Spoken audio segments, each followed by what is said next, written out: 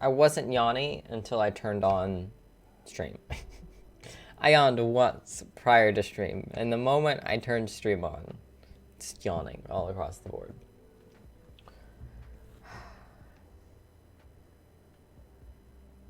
It's quite rude, if you ask me.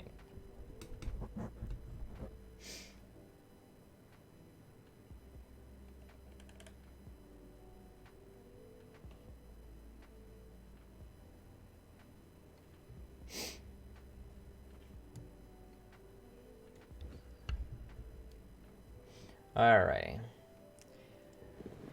Settle in. Time to figure out who the asshole is. And do reading. Am I the asshole for taking my newborn son and going to my mom's house because my husband, his mom, didn't save me any food for dinner? Interesting typo in the title there. I, 32 female, gave birth to my son 5 weeks ago. My husband's mom has been camping in the living room ever since and inviting people over, making a mess in the house, etc. I said nothing because if I opened my mouth, my husband would start scolding me, saying his mom is there to help, and I should be grateful. Where's my red flag button? That's what I need. I need a red flag I can wave. Anyone got a red flag I can wave? Red flag. Red flag. I need, like, you know how in, like, soccer they, like, throw cards, like, yellow card, red card. Is that soccer or is that hockey? Both, maybe. I need one of those. Red flag. Where is it? I need a red flag. What I did was ignore her and focus on my son. I handle feeding, diaper change, cleaning, wiping, and I only get a few hours of sleep, so my husband's mom isn't really helping with the baby that much. But I thought to myself, well, at least she cooks for us. Last night, I was in the bedroom breastfeeding my son. I knew I was late for dinner, but I thought that my husband and his mom saved me a plate. Once I got done with my son, I walked out of the room and saw that my husband and his mom were sitting watching TV. I asked about dinner, and my husband said it was probably on the stove. As I was walking towards the kitchen, his mom loudly said that she didn't save me any food. I was absolutely shocked, and I asked her why, and she simply said, well, we didn't see you at the dinner table, so I thought you weren't hungry. I lost it and yelled that I was feeding my son. Of course I was hungry. I was actually starving. She shrugged her shoulders and said it wasn't her fault I didn't show up for dinner, but she knew damn well that I was with my son and hadn't eaten a thing in hours. My husband asked me not to raise my voice at his mom, but I lashed out asking what the fuck I wanted him to do. But I told him that he saw what happened and didn't think about me being hungry and needing food. He lashed out asking what the fuck I wanted him to do, and I said, I don't know, maybe save some food for me. She defended him, saying it was selfish of me to basically berate him for eating his dinner after working for long hours at the department store. An argument ensued, and I went inside the bedroom, packed a small bag for me and my son, called my brother to come get me and take me to my mom's house, and my husband blew up at me as I was making my way out. We argued at the door, and he told me that what I was doing was uncalled for and childish. I told him I couldn't take his mom anymore. He said I should be ashamed of myself for talking about her like that after she literally put her life on pause so she could help me out. My brother came, and I got into the car and left. He picked some food up for me on the way, and I ate like a hungry bear. My husband never stopped calling, though, and his last text called me nuts and demanded I return today. But I said that I miss my mom, and I like it here in her clean home with her healthy food and would like to stay for a while. He lost it and got his family involved, accusing me of keeping his son away from him and punishing over food. Divorce. So many red flags in this. I don't care if you're keeping your son from him. I don't care. I don't care if you're keeping your son from him. Do it. And also put him Get in the bin. in the bin. In the bin. Oh, I need a red flag button. That's what I need.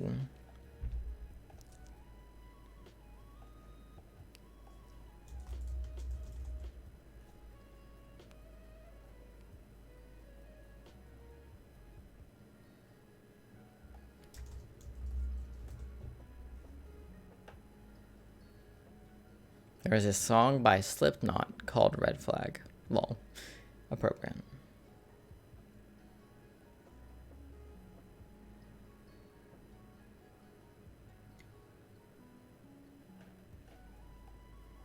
Divorce. All of the divorce. Ah, why did we go back? I didn't click to go back. Edit. Okay, to those who are saying that I'm keeping my husband away from his son, I promise you that he's full access but chooses not to come over simply because he hates my mom and refuses to be with her in the same room.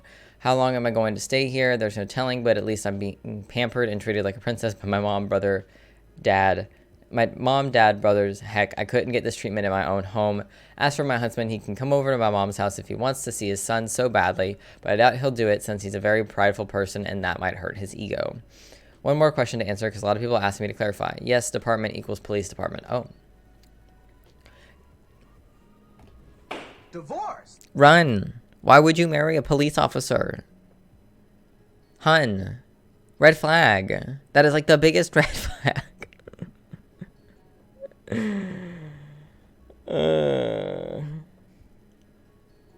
Jesus. Okay. Edit 2. I felt sorry for him and decided to send him a couple of pictures that I took of our son sleeping, and what was his response?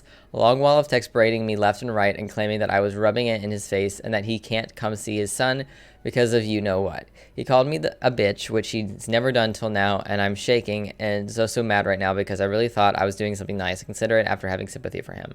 I'm decided to get the rest of my stuff tomorrow because I need more time and space to be able to think about what he's done and said. I feel terrible right now, but at least I got dinner for tonight, unlike when I was at my own home and his mom was there. Girl, leave him. Leave him. Leave him. Leave him. Leave him. Leave him. Permanent leave him. Get out. It might be difficult to leave him because cops have, like, you know, they're cops. You know, they have, like, the system backing them. But if you have enough people backing you, it doesn't matter how many people how many cops he has backing him. Although I recommend getting a job as soon as possible. You know, as soon as you're healed up enough to get a job, I recommend getting a job because otherwise it's going to make it really hard in divorce court to keep your kid. Because he's employed and you're not, I'm assuming.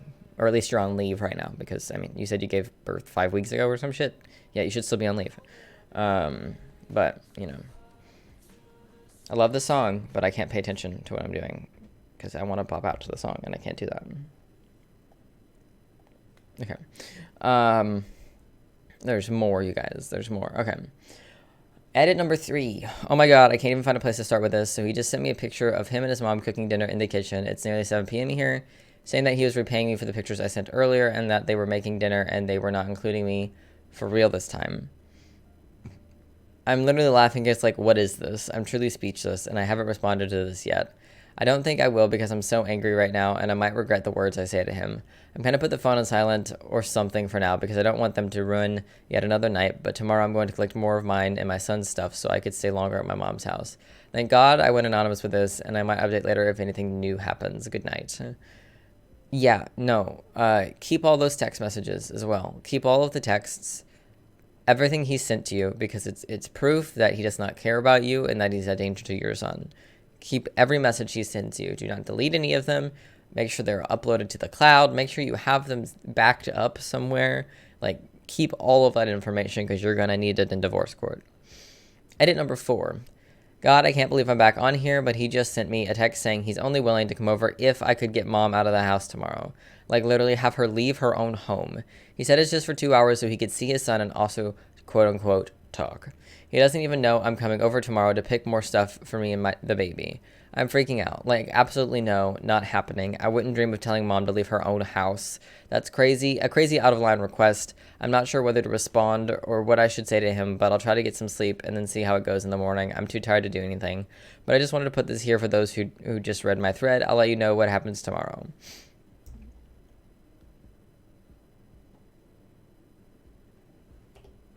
Divorce. Where's the run away button? Run away! Run away!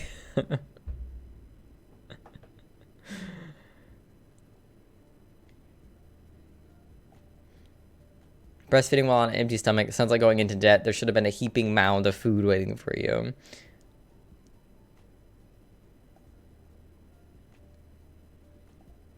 Yeah. It shouldn't matter what time you decide to eat. There should always be food in the house for you. You just gave birth to a fucking human being. There should always be food in the house for you to consume whenever you need to. Your body's in the process of healing. You're also breastfeeding. So your body is going to need sustenance at weird times all the time. You know, it's going to constantly need that intake of food, you know? So basically, his mother came to take care of him and show off her new grandchild under the pretense of helping you. Your mother-in-law is ignoring you, and your husband is using her as an excuse to skip out of doing his part in the parenting. Were there no warning signs earlier in the relationship? Kick her out, tell him he needs to start pitching in, or file for divorce. No, just file for divorce. Kick her out, file for divorce. Yeah.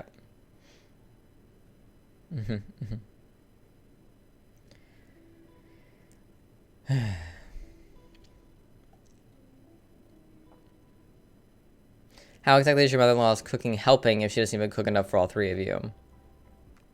She fed OP's husband, so OP wouldn't have to. Theoretically, that's help, I guess. Not the asshole. You weren't hungry. Your body is literally feeding another human being. Do they not understand that you need to eat so you can feed your baby?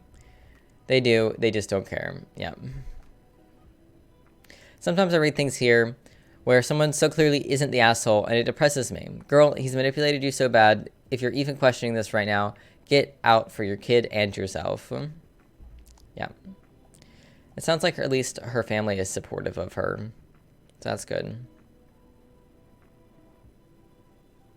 She's staying with OP. I'd be asking why his mom is even there. She's staying with her. I like it or not. His words, not mine.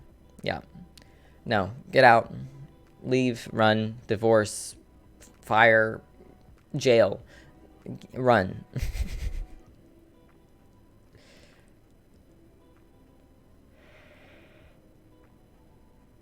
No. Divorce. Divorce. Divorce. Divorce. Divorce. Divorce. All of the divorce. So much divorce. No. You're not that. Also, obviously, if it wasn't clear, no, the last one was not the asshole. Sounds like he's a good cop. Yeah, probably. All the best cops are abusive to their wives. Allegedly.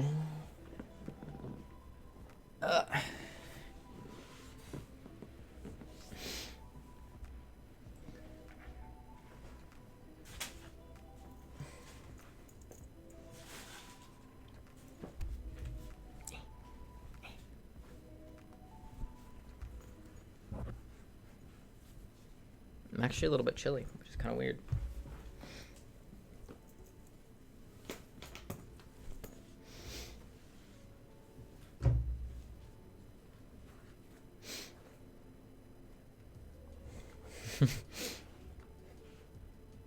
Is it gonna be the song? What would have been your last words to Drew? Run, bitch! Run!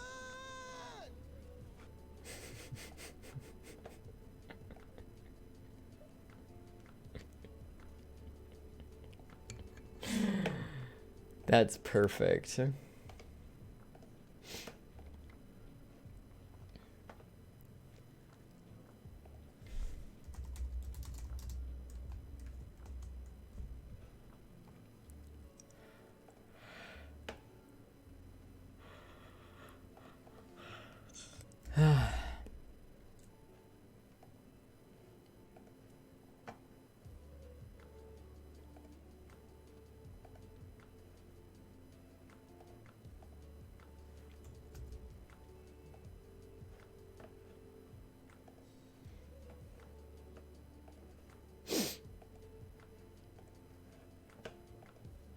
What movie is it from?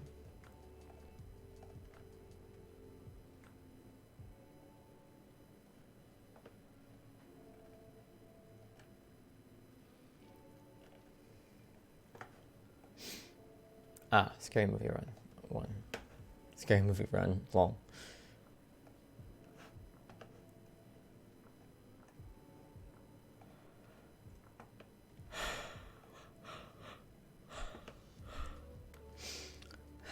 I hate how tired I am first thing in the morning. It's really rude.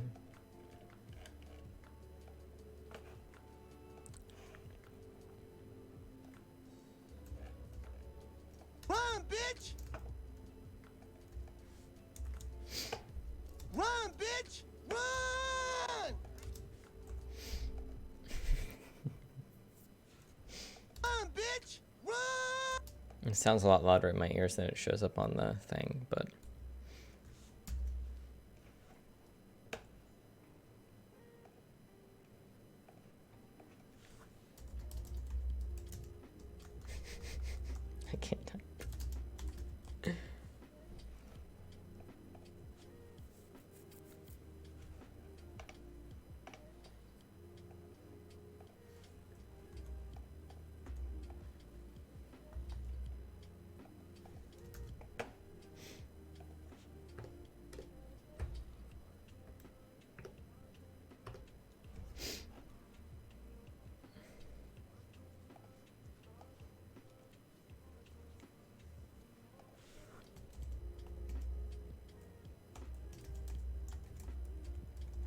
Can't type. Huh?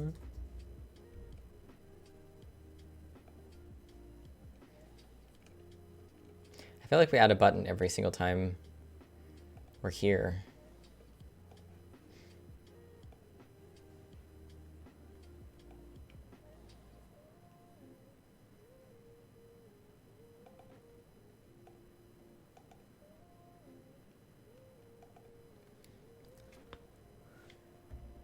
Run, bitch! Run!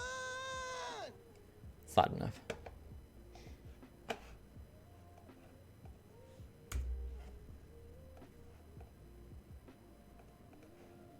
Perfect. I don't know why it keeps doing that. There we go. I've not seen any of the scary movies. I haven't seen a lot of the classic horror movies and horror parody movies and things like that. I should. I need to. Especially since it's spooky season. I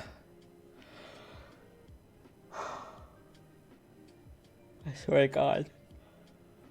Okay.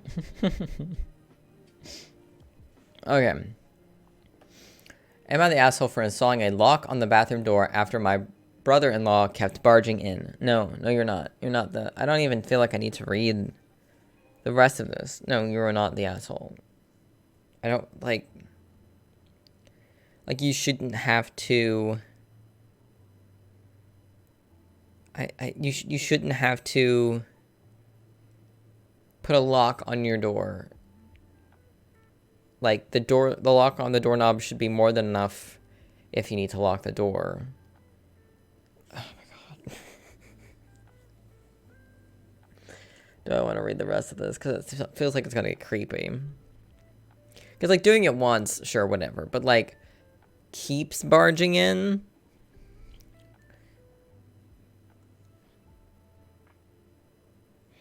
Yeah, Max, I don't think Max has seen Scream either, but I know I haven't seen any of the Scream movies. I've watched a lot of people react to the Scream movies, but, you know. Yeah, we haven't recorded any Walking Dead in a hot second, so not really had the time or energy lately.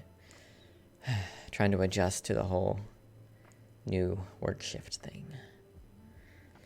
God, I can't wait for that paycheck on Friday. Looking forward to it.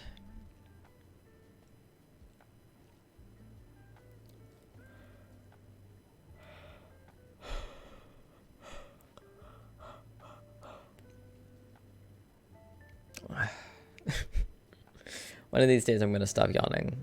I promise. One of these days it's going to happen. I don't know when. It could be a few years from now, but it'll happen eventually. I will make it through a stream without yawning.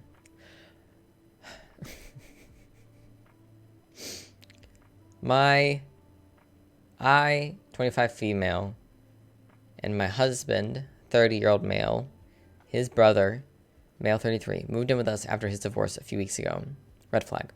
The problem I have is that he started barging into the bathroom whenever I'm using it. He never knocks or anything. Another thing is that he only does this when it's me in the bathroom, not his brother. I told my husband what I noticed, and he laughed it off and called me paranoid. Red flag. It was embarrassing because his brother would see me exposed, and it made me uncomfortable. My husband said he spoke to him, and he apologized, but he did it again. Red flag. When my husband and I got married, we promised to not have locks or lock each other out of any room. Red flag. So the bathroom didn't have a lock. I was really considering getting a lock, and I let my husband know that if his brother walks in on me in the bathroom one more time, that a lock will be installed instantly. He didn't say anything. Well, yesterday, brother-in-law walked in on me showering. He knew I would be in the shower, but barged in anyway, claiming he needed to pee. I had enough. I went out, got a lock, and installed it. My husband got home, saw it, and blew up on me, saying I violated an agreement that I was part of. Red flag. And went against his wishes, being uncomfortable with locks in the house. Red flag. He demanded I remove it and promised and guaranteed that his brother won't walk in on me again, but I refused. He's been pissed about it since then and is giving me the silent treatment. Red flag. Info. I'm not close with my brother-in-law, but my husband is. I don't even talk to him that much, and I barely even sat with him at any gatherings before he moved in with us. Update. So before I provide an update on this situation, it's worth noting that my brother-in-law used to do this with the bedroom too, but at least I'm not always exposed in the bedroom. Red flag. So my husband came home and I told him the lock will not be removed till his brother leaves, and his reaction was to try and remove the lock himself and tell me to quit acting childishly. Red flag. What I did was not shout or scream, but pack a bag and go to my mom's house for the next few days or so until this was resolved. On my way out, I saw my brother-in-law in the driveway smoking. He knew what the argument between me and my husband was about, but instead of stepping up to fix it, he offered to take me to my mom's house, saying that my husband could use some space from me. Red flag. This made me cry the whole Uber ride to my mom's house. The reason I feel offended is because brother-in-law tends to be hurtful when he talks about others. I did all I could to win his approval, but he thinks less of me and thinks I'm childish, just like my husband says. Divorce. When my husband and I got married, we promised not to have locks or lock each other out of any room. That seems a tad unhealthy. Even the best relationships need boundaries, and everyone deserves the opportunity of privacy. Let me guess, your husband suggested the no locks idea first? Not the asshole. Yeah. Oh, really? The HUD Manufacturing Housing Code requires a privacy lock on every toilet compartment or bathroom. Yeah, like ours doesn't have like bolts or anything on it, but it's got a lock on the doorknob, because duh. We rarely have to use it because if the light's on, that means someone's in there, and there's only the two of us, but like I lock it whenever I'm showering at home by myself, like when Max is out of town or something. I lock them both, you know. Not the asshole. The no locks thing was an agreement between you and your husband, but his brother moved in and wasn't you or your husband anymore. Therefore, the agreement comes to a halt. Tell your husband the lock can be removed as soon as his brother is moving out. Facts.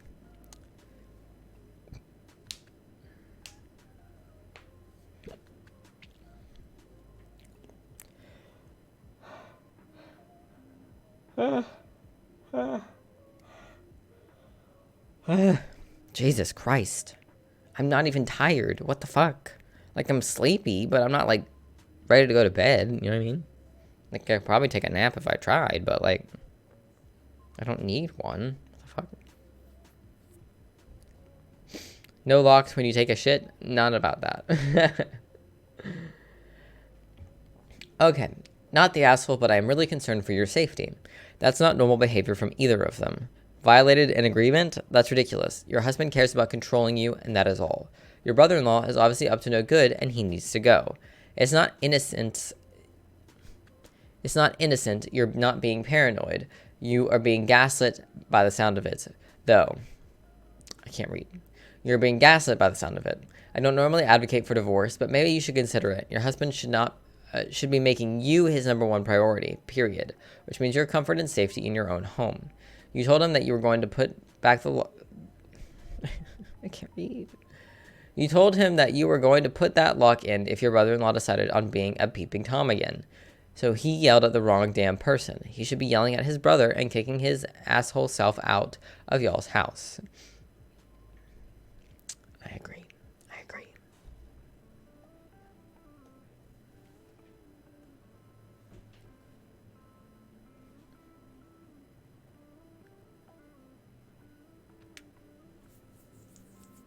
Your husband should care more about your comfort than a truly ridiculous agreement. Fully agree. Fully agree. Fully agree. Yeah, that too. Do you never have guests over? I lock the bathroom when I use the bathroom at other people's houses. Yeah. Also, what happens if you ever have kids? You're gonna want to lock yourself in that bathroom. Trust me. Not the asshole. Brother-in-law is doing this on purpose and not respecting any boundaries. I know he heard the shower running. This is extremely creepy for him to barge in on you. Keep the lock. OP said not sure if he's doing it on purpose, but after talking to him and seeing how he only barges in when it's me, I'm beginning to think it's deliberate. Yeah, if there is not a single possibility he is not doing it on purpose. 100%. I knew it was going to be creepy.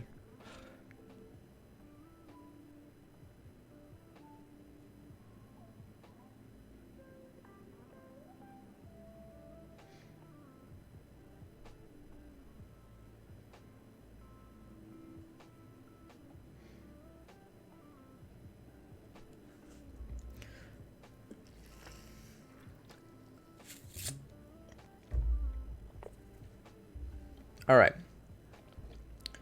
Am I the asshole for making my chronically late friend miss her seminar? My friend, 25 female, is constantly late for everything, be it work-related or fun activities. She will always be at least 15 to 20 minutes late. She does not have a car, so oftentimes I, 25 male, will pick her up from her house. I work at a university and she is a PhD student there, and her place is along the way for me. Last time I offered her a ride to work, she ended up being 20 minutes late after I'd already arrived at her place. Because of that, I ended up being late for work. She's always very apologetic about her lateness, but never changes. This week, she was supposed to give a seminar at the university, which is a crucial part of her PhD program. She asked me if I could give her a ride to work today. I told her sure, but that I was picking her up at 8 a.m., and she must be there at 8 a.m., not a minute later. She chuckled, but I told her I was not joking. She promised she would be there. The morning of her seminar, I drove to her place, got there at 7:55, and texted her I was here. She told me she would be out in just a minute. At 8 o'clock, there was no indication that she would come out, and she didn't text anything. So at 8:01, I drove off. Around 8:20, she called me asking where I was. I told her I was at work and that I wasn't joking when I told her that she had to be ready at that minute. How has she gotten this far into her PhD if she is always late to everything? So far, no, you're not the asshole. Your dumbass friend needs to learn how to tell time. Like, you even told her, if you are not outside at 8 o'clock, I will fucking leave. And she didn't even call you until 20 minutes after 8. What the fuck? She started screaming and crying over the phone and told me that she was having a hard time that morning and couldn't be ready right at 8 a.m. She then begged me to come back and pick her up, as her seminar is at 9, and she needed to be at school before then. I could have done it quick enough to pick her up and drop her off without affecting my work, but I decided I didn't want to do that. I told her that I wouldn't. She was crying and hyperventilating at that point, and she said she'd promised to never be late for anything else again. I reemphasized that this seminar was crucial for her PhD and that she absolutely cannot miss it without severe consequences. I responded, oh well, then hung up, and then went about my day at work normally. As you should. As you should. If it was really that fucking important, you would have been ready at 8 a.m. Suffer the consequences. I feel like I could have gone back and picked her up in this scenario since it wouldn't have been detrimental to me. And at the same time, this was something very important for her. On the other hand, I feel like this should be a wake-up call for her chronic lateness. Absolutely. Absolutely. No doubt. Not the asshole. Not the asshole. You warned her. She also had 40 minutes to make other arrangements even after her procrastination. Could you have been kinder? Yeah. Could you reminded her about your time restrictions? Maybe. If you could you have given her a final notice with an I'm going to drive away at 8? Yeah. Is it rude as fuck to be continuously late? Absolutely. Is she an adult? Yup. Is it your problem to manage her time? No. Still not the asshole. Yep.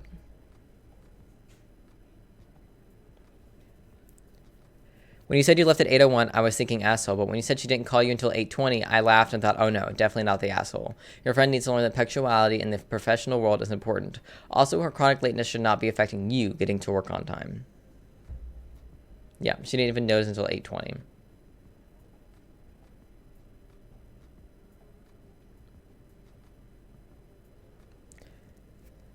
Not the asshole, why didn't she just call an Uber or taxi if it was that important? She has other options available to her. If it's a university, it's less than 20 minutes away from her place. There really should be a bus nearby. She could be catching that too. And even if she's in an area with abysmal transit, that's definitely biking distance. Yeah, true. Most campuses do have a busing system. Not the asshole. I had a friend like this. I was left at the movies, restaurants, train stations. She was never, ever on time. Always apologetic, etc., etc. Finally, I just started leaving after 15 minutes, which even seemed like a long time when you're waiting at a restaurant. I was also told that after I left the first time, I'll never be late again, I promise. But she was, and then the friendship faded away, which was okay by me. My stomach was always in knots, and I was always frustrated and angry by the time she showed up, that I finally realized I wasn't enjoying myself. Clearly, your friend showed up at 8:20 and expected you to idly wait for her like her chauffeur. It's so disrespectful of your time. Frankly, I'd be okay with not having this quote-unquote friend.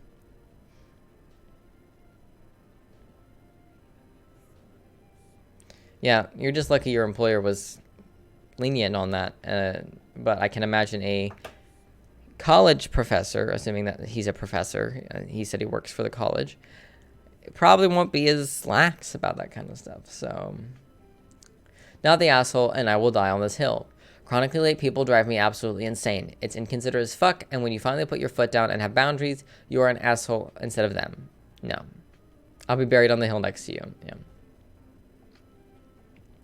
I've always had an issue with being places on time growing up. Like not necessarily being places on time, but getting things done on time. But that is due to my ADHD. I still don't show up late to things when I have an obligation for someone else to be there on time. If I'm late to work, that's on me. If I'm late to pick someone up from work, that's on me, but it's affecting them. Me being late to work only affects me, but me being late to pick somebody up to take them to work affects us both. So that's never been an issue for me. Getting to places on time or a few minutes early usually isn't that big of an issue for me, and generally hasn't been. There have been times where I've had actual car problems that have prevented me from getting to places on time, but this is just ridiculous. This is just ridiculous. Ridiculous. Huh? Not the asshole. Not at all.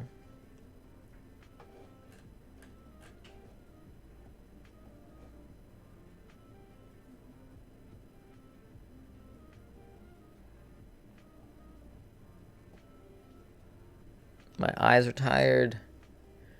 No. I don't know why they're tired. I've only been looking at this monitor for like 20 minutes maybe.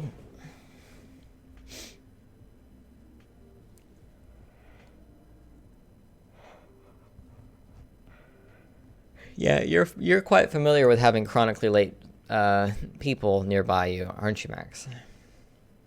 I can think of a few. Myself not included in that list, by the way. Not anymore, anyways. I definitely had an issue with it when I was a kid, but I feel like as I got older, I got better and better at it.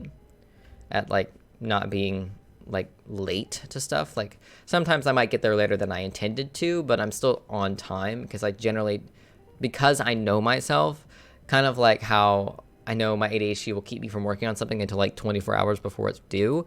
I will set my due date earlier than it actually is to trick my brain into doing it, which sometimes works, sometimes doesn't. I kind of do the same thing with like getting to places on time. Like I always shoot to be there 15-20 minutes early. So then that way if I leave a little bit late, I'm still not late to the thing that I'm going to. I'm just later than I planned to be, you know. With work, especially since it's so far away and there's often quite a bit of traffic, most days, like on Thursday nights and Friday nights, I'll probably be leaving an hour to an hour and a half early to make sure I am there early enough to be on time. If that means I have to sit in the parking lot for half an hour because I actually got there in an hour and not an hour and a half, so be it. But I'd rather be early to work than late to work, because late to work reflects badly on me. Early to work just means I lost a little bit of sleep. Not that big a deal. But 15 to 20 minutes late to everything, all of the time, to your fucking PhD seminar, that's just not acceptable. I'm sorry. And I feel that to a degree because, well, I don't have a PhD and don't want a PhD. I was late to my very first finals in college. I'm sure I've told this story before. I'd stayed up really, really late editing my short film for my freshman class that we had to shoot with one of our fellow classmates, and Max was actually in that specific project many, many years ago. And I was up really late editing it, and I didn't fall asleep until like 5 a.m. and the final was at 8 or something like that. And I overslept. I overslept to the point that I couldn't attend the final because I had slept through it. But that was because I went to bed too late. It wasn't because I didn't set alarms. It wasn't because I was up and just didn't get out of the house fast enough. I fully overslept. And that is fully on me. It sucked then. It sucks now. But it really sucked then. It was a very stressful day because it led to a lot of confusion with times for other finals that week. So it was a very, very stressful day because I also had my English final that day as well, which was outside of Honors 251, the final I was least looking forward to. So I lost a bunch of points on my film final because I wasn't there for the presentation. I got pretty good score on the thing I submitted, on the actual bit I finished, but I lost a bunch of points for not being there. But that's on me. That's a me problem. I needed to have made sure I was awake, or just not gone to sleep until in between the film and English final, because there's like a couple hours in between those two. And that was a day I learned that if I am still awake 3 to 4 hours before I have to wake up again, it is safer to just stay awake, chug a monster, and go at it, because I'm going to sleep through that alarm. I'm just gonna. It doesn't matter how loud the alarm is. Unless it is a human person shaking me awake, I am gonna sleep through the alarm if I only get 3 hours to 4 hours of sleep. So that's a me problem. That is not a problem of anybody else. That's on me. And the fact that she wants to scream and cry and complain when you gave her a heads up that you were like, look, do not be late. I will leave you. And she was late to get to her ride for her PhD seminar. That's like, I can't even imagine the stress of getting a PhD. I can't even imagine that kind of stress. I don't want to imagine that kind of stress. But missing something so apparently vitally important to you getting your PhD, you clearly don't care about the PhD. How did you make it into a PhD program if you're always late to everything is what I want to know. Because that's fucking skill right there. That's so fucking talented. Like, what the hell? Would definitely not be safe for me to stay up, especially if I have to do mental work. Before a final, I need to sleep. Yeah. I mean, I do too, but it would have been better for me to have been exhausted and been there, because we basically got points for just showing up for that final. Half the final was getting the actual project finished and exported and uploaded and all that, and the other half was being there to take critiques and stuff from other people. So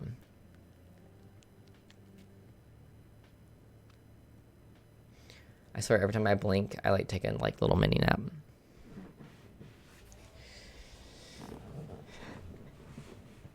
Guess she wasn't late to the interview. Maybe not.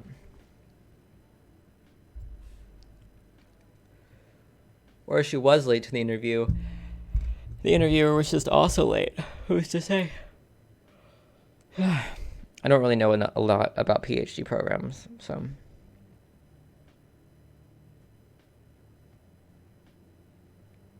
Okay, see you soon. Bye. I'm so tired. I've been so sleepy during the day these past few days, and Max concluded that it's because my body is still healing from last weekend, like when I was still sore and stuff especially. I got a pretty good amount of sleep last night. I didn't hit 7 hours, but it was good sleep. It was a good 6.5 hours of sleep. It was like a solid, restful 6.5, which is better than I usually get, which is not a solid, restful 6.5, just a standard 6.5. So, here we are.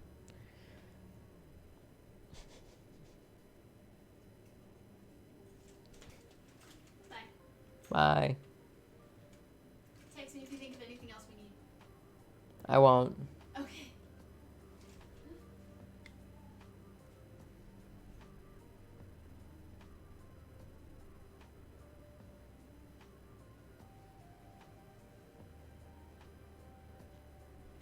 I can already see some red flags in this next one.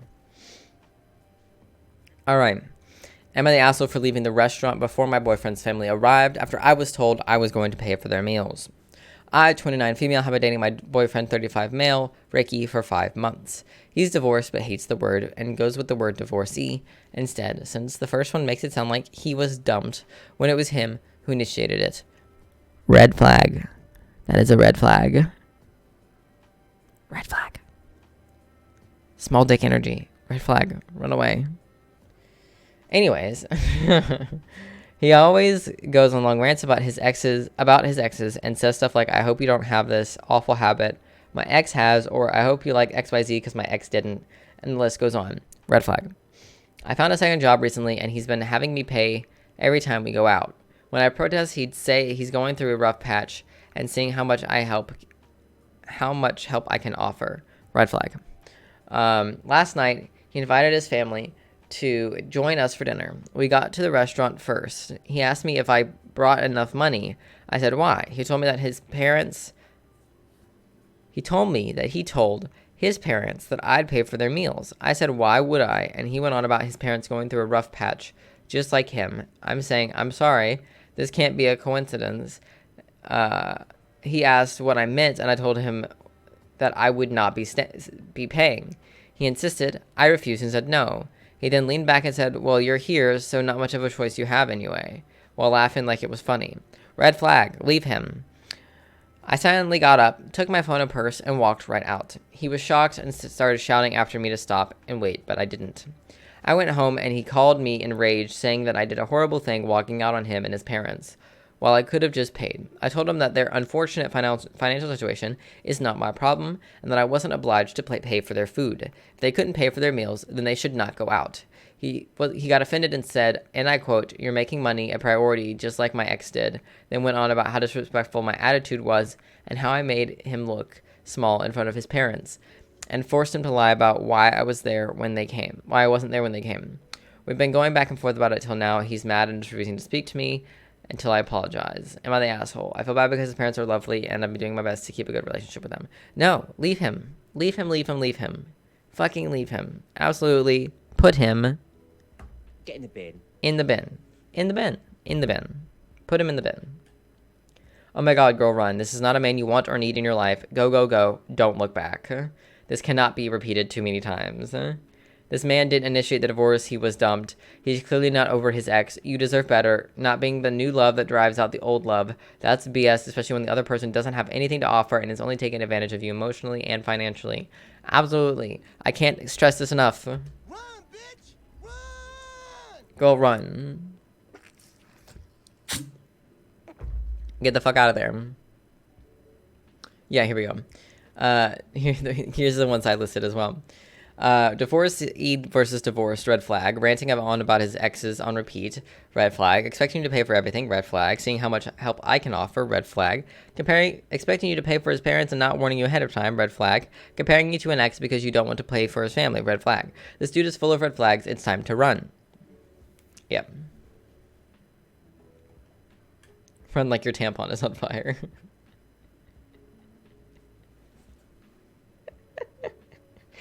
Oh, that's amazing. Oh my god. Yeah, cut your losses. Cut your losses.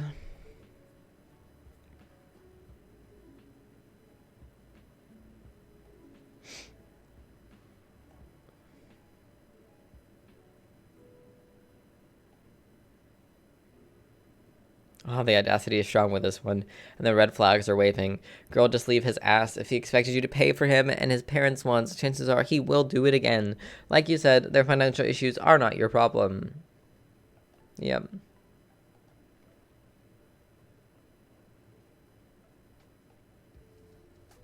We met through group grief therapy. He lost his sister. I lost my mom. He provided so much comfort and understanding when my own family didn't. Time to move on. Yep.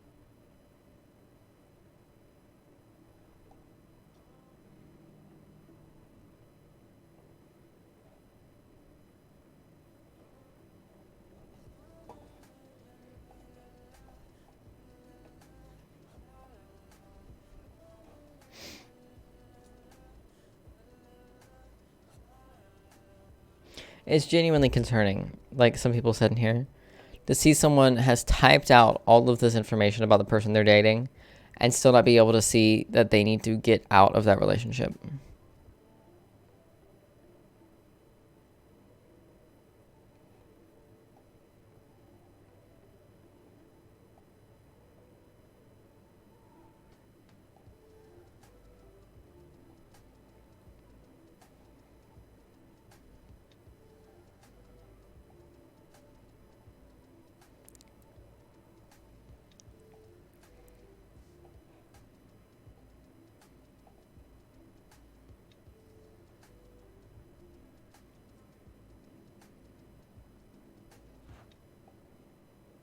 Yeah, it's really sad, to be honest with you. It's insanely sad to see. Come on. Load. Slow bitch. There we go.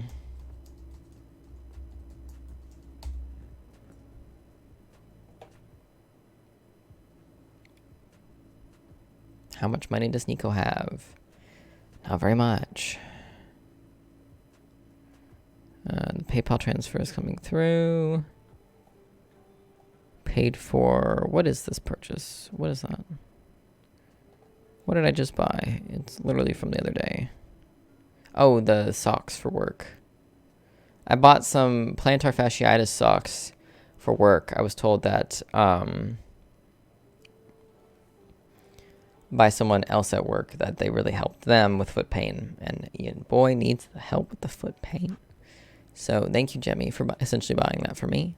Very much appreciate it. I hope it ends up working out. If it doesn't end up working out, I will return them because Amazon Prime. I owe Max $200 for Dropbox because I didn't have the money to pay for that, and I was charged for it yesterday. But I will be paying that back on Friday after I am paid.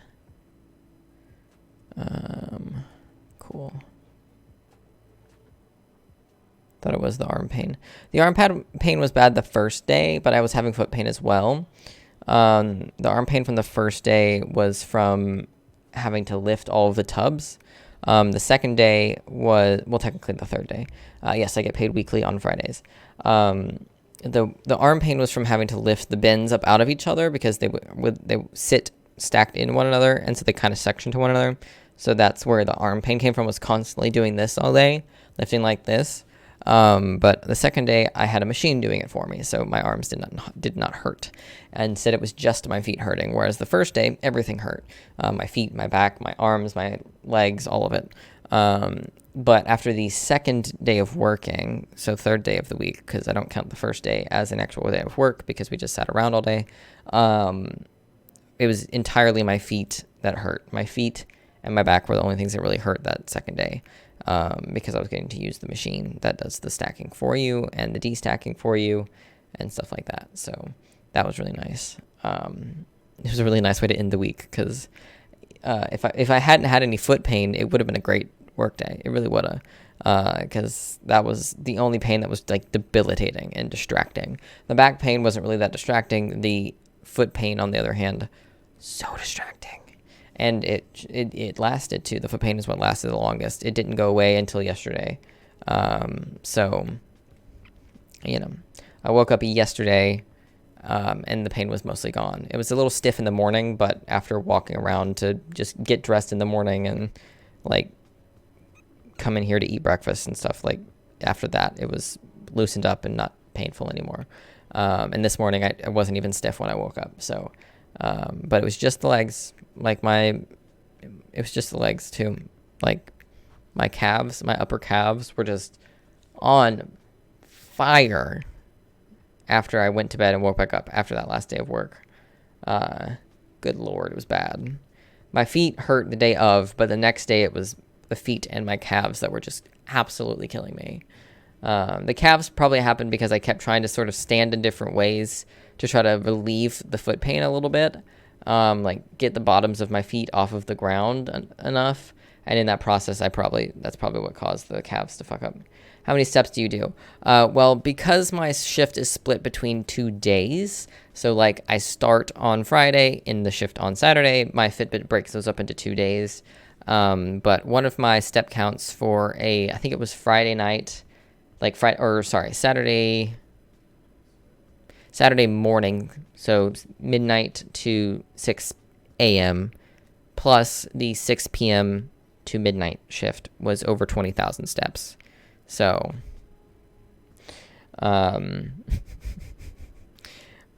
it's about 10,000 steps per 6 hours, approximately, which is far above my average number of steps, which is around 3,000 a day, if that much. What do I have right now?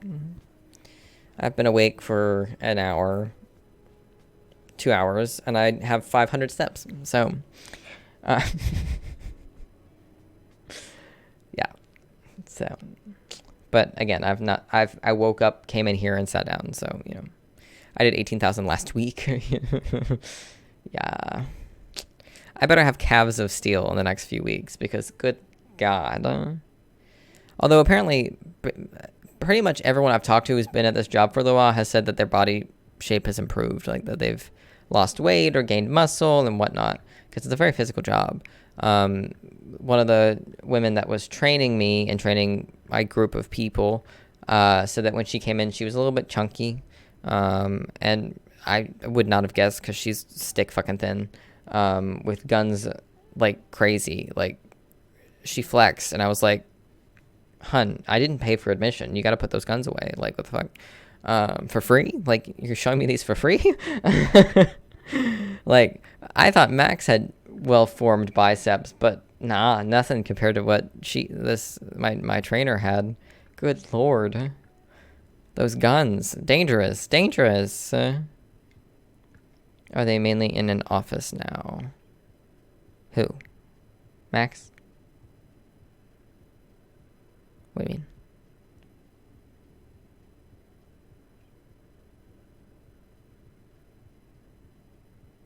The trainer? No.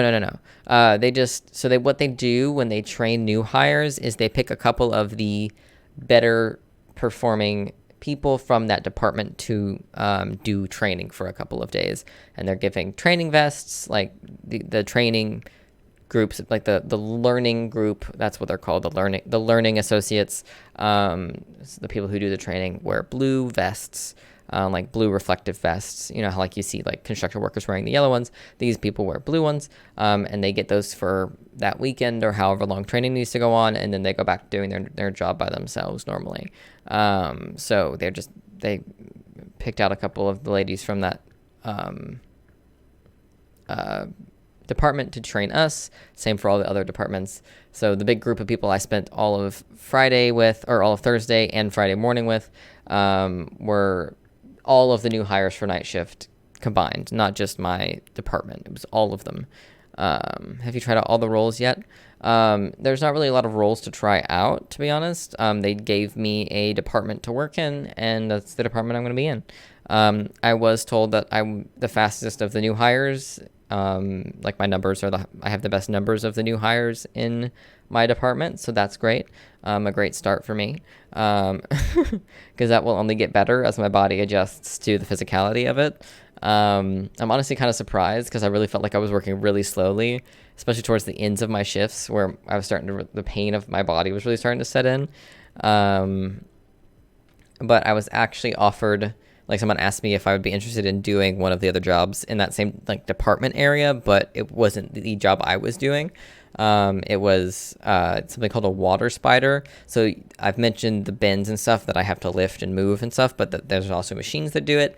Water spiders essentially manage and make sure that my workers like me always have those bins to pull from, and keeps the machines filled up, as well as takes away the bad bins, like the ones that are not scanned out properly or that are broken.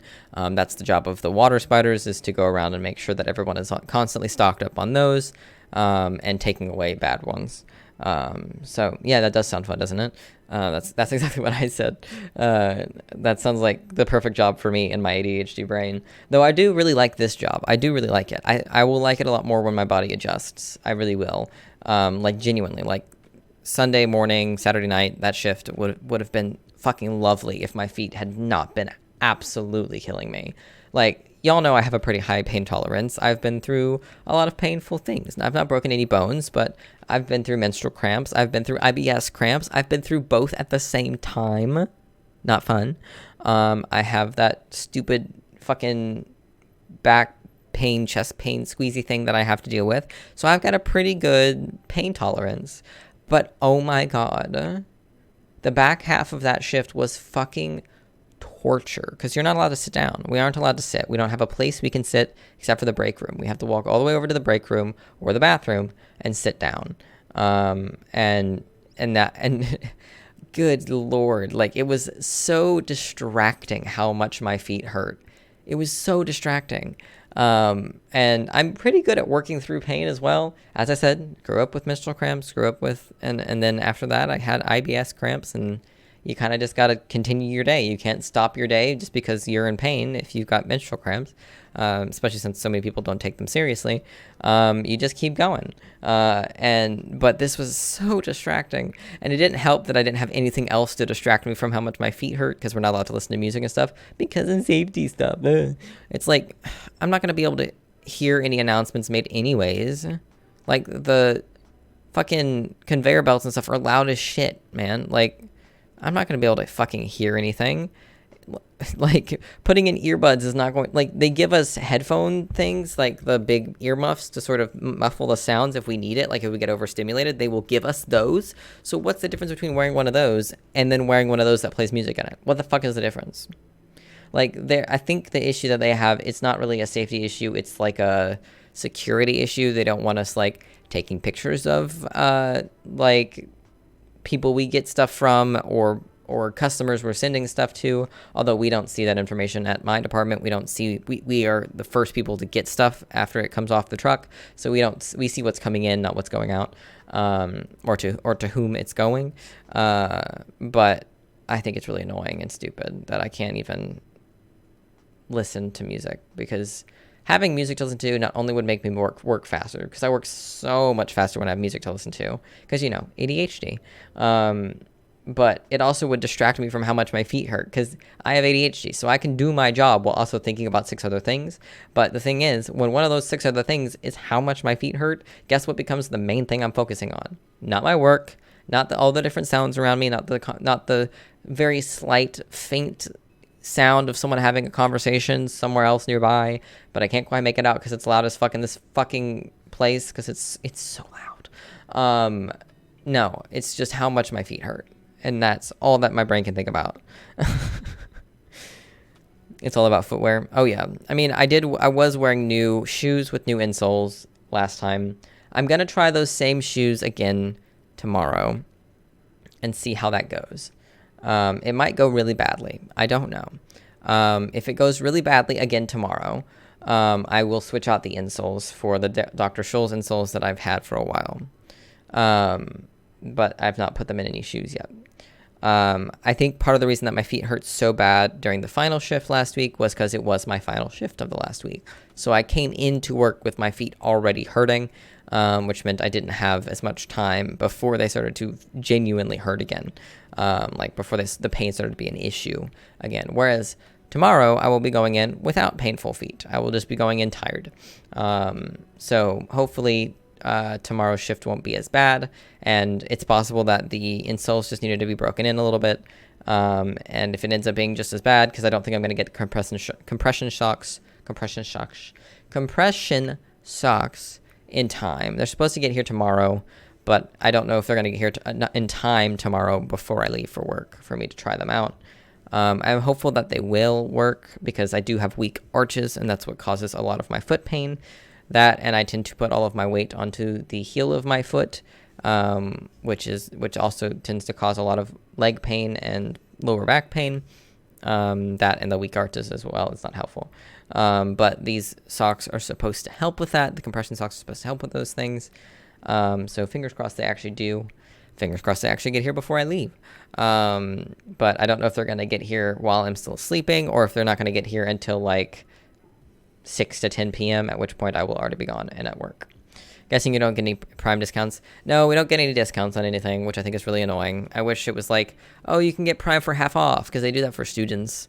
So like while you're working. I guess they can't guarantee it because they can't guarantee you'll stay employed for that whole pay period. You know, maybe that's what it is. I don't know if you can pay for Prime monthly. I think it's a yearly subscription. I know we pay for it yearly, but I don't know if paying for it monthly is an option. I'm not sure.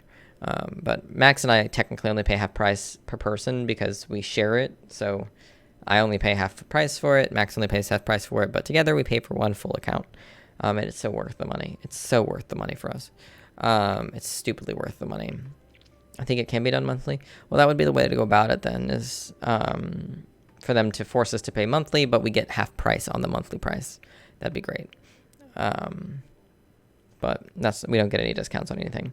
I was told that we have like $100 credit we can use for Amazon sold, like things that you buy straight from Amazon. But I don't know how to use that, and it's only $100, so it's really not that much. But, you know, I'm getting paid $20 an hour, so I'm not really going to complain that much, to be honest, about not having any discounts or anything, because the health benefits and the other benefits are all really great if you can take advantage of those. I'm not going to sign up for any healthcare because I don't need it from them right now. I won't need it from them anytime soon. Amazon Basics in the category, yeah. I won't be bothering signing up for healthcare from them right now. I'm not going to be paying them. I'm not going to be able to get the healthcare I need from them before Max and I potentially move. So I'm not going to bother paying into a healthcare thing that I'm not going to use. So no, I don't still have to sign up. You can sign up in the first 30 days of your employment, but also October is the month where you can sign up for health insurance everywhere. So technically we have a little longer because it's almost October anyways. I will not be bothering with it because I don't want to pay them for health insurance I'm not going to use, you know. I've already got health insurance from my parents. I don't need health insurance from Amazon right now. So I still haven't sent my mother the text yet, but I'm going to ask her for my birthday. What I want from my mother is the guarantee that whenever I get around to changing my legal name, whenever that happens, she will change it on the insurance so that I can still continue to use their insurance until I age out. That is all I want for my birthday, is just her word that she will change it when I get around to legally changing my birth name. Whenever that happens. I have no fucking idea when I'm going to get around to it. I don't have any idea how to go about it. But that is all I want for my birthday, is the promise that that will happen whenever I get around to it. That's all I want. Because I would love to be able to keep this insurance. I age out at 26. So I've got 3 more years. So, and I will mooch that 3 years as long as I possibly can. But I don't feel like that's a very big ask. It shouldn't be a very big ask, but for them it will be a very big ask. I don't need any money from them for my birthday. I don't want gifts. I don't want any of that. I just want her word, because my insurance comes through her, not through my dad, so it would be on her to change it. I think my dental might come through him, but I don't care if they don't change it there. Although I guess they technically have to. I think it's all through her now. I think I switched over to my dad's dental for a little bit while my mom was getting her plan changed on her insurance, and then we switched back. I think all of my insurance comes through my mom and her job right now. So she would just need to change it. All I need is her word that she will change it when I call her and say, hey, I've changed my legal name. You need to change my name on the insurance so that I can continue to use it. That's all I want. It's just the guarantee that that will happen. It doesn't need to happen today. It doesn't need to happen next month, because I have no fucking idea when I'm going to get around to changing my legal name. I would like to do it in the next year, but I don't know if that's going to happen because I don't know how to go about it. But I don't feel like it's a big ask, personally. It's the bare minimum, to be honest. But I typed the text up a couple weeks ago. I haven't sent it yet. I need to send it soon because my birthday is in a few days. So, you know what? I'm going to send it right now. Because I don't need her sending me shit. Oh, from yesterday. I was like, why am I getting a PayPal code?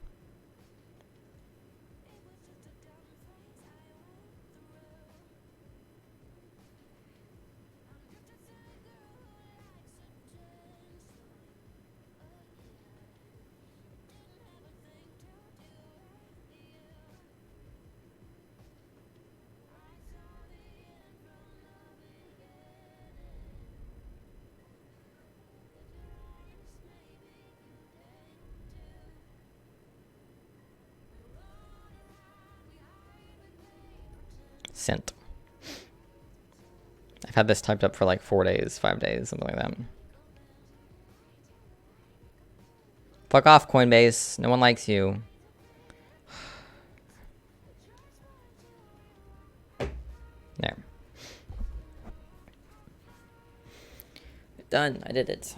Now we'll see what she says. But, you know, she'll probably see the message, cry about it for a little bit, and then maybe respond.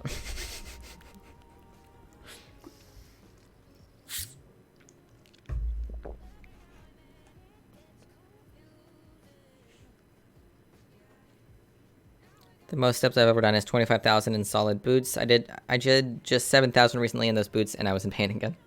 Yeah.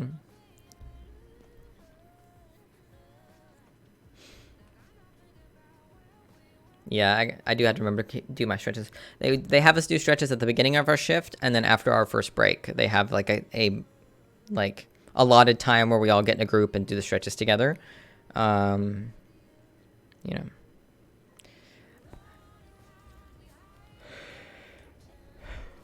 I think I've explained to you what I do already, right? I've already explained to you the decant process, right? Did I do that already? I don't remember.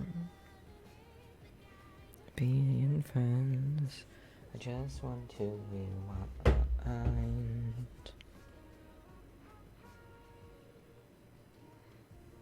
Don't think so? Okay, so what I do at Amazon is called, I am a decanter. Decanter. And so essentially what that means is that at the warehouse we are at the warehouse I work at, we are one of only 6 of our kind in the country at the moment. I don't know if it's in the world or in the country, but we are one of only 6 because 80% of the work done in the warehouse is done by robots. So like you've heard stories, I'm sure, of people that are pickers that will walk 10 to 15 miles in a day walking around the warehouse finding stuff. That is not something that happens at this specific warehouse. We have robots that bring it to us. So that is something that's really dope. So if I do ever get moved to picking, I won't have to worry about that. So that's lovely. Essentially, they only have humans there in order to do the jobs that they have not yet invented robots to do. Well, they'll get there eventually, but until then, I'm employed. But also I was told that this specific warehouse, that once it's at full employee capacity, it will be capable of doing 1,000 packages per day. Or a million packages per day, which is just absolutely bonkers. The guy who told us this said it was going to take 3 to 4 years to get fully employed at this location. That they don't have very many employees at this location yet. It's like 2,000 or something at this location right now. And I can't remember the number specifically on how many we have now versus how many we will have in the next few years, but I think that's absolutely bonkers. But yeah, the reason there's so few employees is because robots. We have robots at this location. But what I do is, we receive items from wherever. Someone gets it off the truck and puts it on a conveyor belt. And then immediately after that, the conveyor belt comes to us, the decanters, and we pull those boxes off of the line. We scan them, we open them, and we take the items out and place them into yellow bins to send upstairs to go into stow. Stow is the next step of that, and that's what some of the other people that I met on that first day does, where they put it away so that way it's ready to be picked later.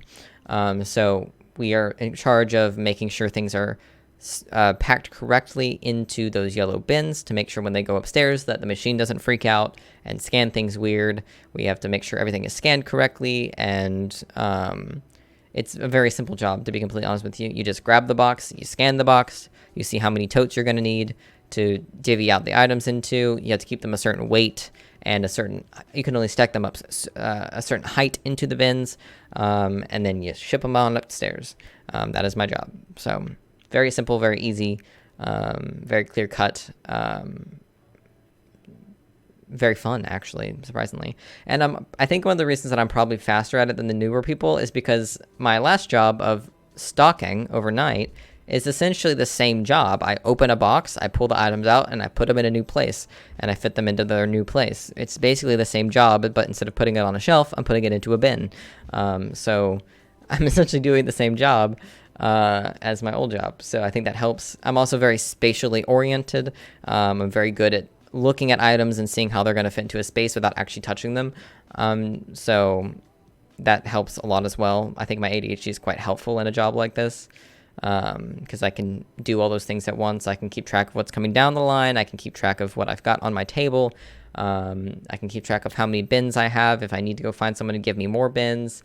And we also, so once we empty our cardboard box out and fill up the yellow totes, we push them onto the line and the machine takes them away. And then we put our disposed box, our empty cardboard box, up onto the top conveyor, and that takes it away to a big giant truck with a big like crusher in it somewhere else.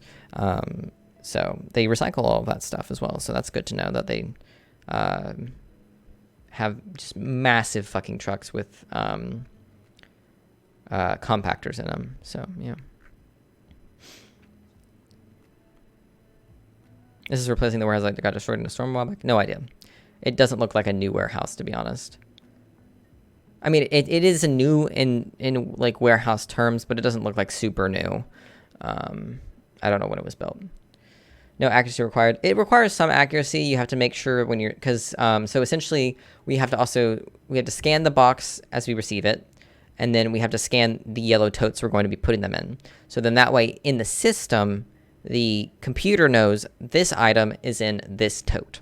So while we're scanning totes, sometimes those totes don't get unscanned later down the line, so the computer still thinks an item is in a tote even though the tote is empty, and those are called dirty totes, and we have to watch out for those and make sure we pull those off of the line to go and be essentially have that fixed somewhere else. We can't send new items up in them because the machine still thinks that there's something else in it. So while there may not be physically an item in the tote, there is virtually an item in the tote. So that's something we have to look out for. We also have to make sure, like I said, we have to watch out for how heavy each tote is, because if it's too heavy, the machine will freak out. And if it's stacked too tall, then the machine can't stack the totes once it gets upstairs. So I've not been upstairs yet. I kind of want to go upstairs and look around, but I don't know when I'm supposed to do that. And I'm not going to be doing it on my off time. I'll tell you that much. But we get one unpaid 30-minute break, one paid 30-minute break, and then one paid 15-minute break. We are also the only 12-hour shift at this location, so that's also cool. The only 12-hour shift is the Thursday, Friday, Saturday shift at night. So fancy. We also get paid the most of all of the low-level employees at the warehouse because we are the only 12-hour night shift. So we are the only ones who get paid almost $20 an hour because of that night premium. Sup, Christian? Welcome in. This has turned from a Reddit stream to a chatting stream. No Sunday. Well, it's Saturday night into Sunday morning, but it's a Saturday shift. So I think there are other night shifts. It's just there aren't any other 12-hour night shifts. So like one of the guys who was training us on orientation day, he only does 10-hour shifts. He does 4 10-hour shifts, and it runs kind of into late night for him. Like he gets off at 5 a.m., for example. So he has a 10-hour shift that's overnight. We always go off the rails with Reddit streams. Yeah, that's one of the reasons I like them, is they can kind of just turn in, because I mean it's labeled as just chatting, so we can just go off topic and chat or yell at the stupid people in the post or whatever we want to do. So I can't use my Reddit account; it's too dirty.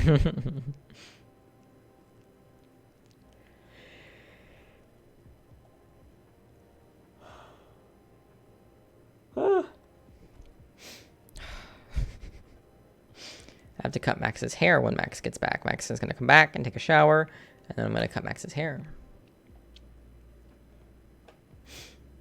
I do look forward to getting my paycheck, as every single time I mentioned how much pain I was in while I was at work, everyone was always like, it does get better. You have to just push through it for a few weeks, and eventually your body will figure it out. It will adjust. It will get healthier. It'll get more fit, and fuck knows I need it. So fuck knows I need to be more fit and healthier. Honestly, if doing this job gives me muscles, that'd be great. I'd love to get paid to work out, because that's the only way I'm going to do it. So, like that first actual proper work day where we were actually on the floor, wasn't too bad until after the second break, which is like almost exactly halfway through the shift, a little bit past halfway through the shift. Right? Am I remembering correctly? Yes, it's just over halfway. Our second break is from 1:30 to 2 o'clock, so it's a little over halfway through the shift. So after that break, when I came back, that's when my body started to recognize that it was hurting. That's when my forearms and my wrists and my fingers really started to hurt in the moment. My feet and back didn't hurt as much that day, but I was wearing different shoes. I was wearing my boots and not my new shoes. I don't know if I'm going to hold on to these new shoes. I might retire them because they aren't tall boots. They don't go up, so they rub up against like the front of my heel, if that makes sense. Like where your foot turns into your ankle, turns into your leg, but on the front, it rubs into that, and it left me with a callus on both feet. That was my foot, like it was swollen. So it might still be swollen, to be honest, but it left it swollen, which I didn't notice because the bottoms of my feet hurt so bad. I didn't notice any other pain on my feet until the next day. So I didn't even know that it had worn onto that until I looked at it. If it rubs in any way, get rid. But the reason it does that, though, is it's actually kind of a flawed design. I don't know if I can even return them at this point because I have worn them to a shift. So I don't know if I can return them at this point, but they were free. They were free. The only reason I have my work boots, I can wear those, and that's perfectly fine. But these were free. Amazon paid for them, so if I end up not using them and just end up donating them or throwing them out, it's not a huge loss because I didn't pay for them, nor did I pay for the new insoles, so I'm not concerned about it. If I had paid for the $70 pair of shoes, I would be more concerned about it, but I didn't, so not really that concerned. The boots that I bought for film are the same type of boots that they were having us buy for our safety shoes at work anyways, so they work perfectly fine. They're still in good shape. They're a little scuffed up, but steel-toed, rubber-soled, all that. So if these shoes end up not working out, I can just switch back to those. But yeah, whatever's comfy. It's going to take time to figure it out. If putting on these compression socks is going to make these new shoes work, then I will wear the new shoes. If it makes the pain a bit more bearable for a bit longer, that's all I need. I just need to be able to get to the end of the shift. That's really it. So the thing is, I haven't even worked a proper full 12 hours yet because every single day last week had at least some time where we were sitting down watching a PowerPoint.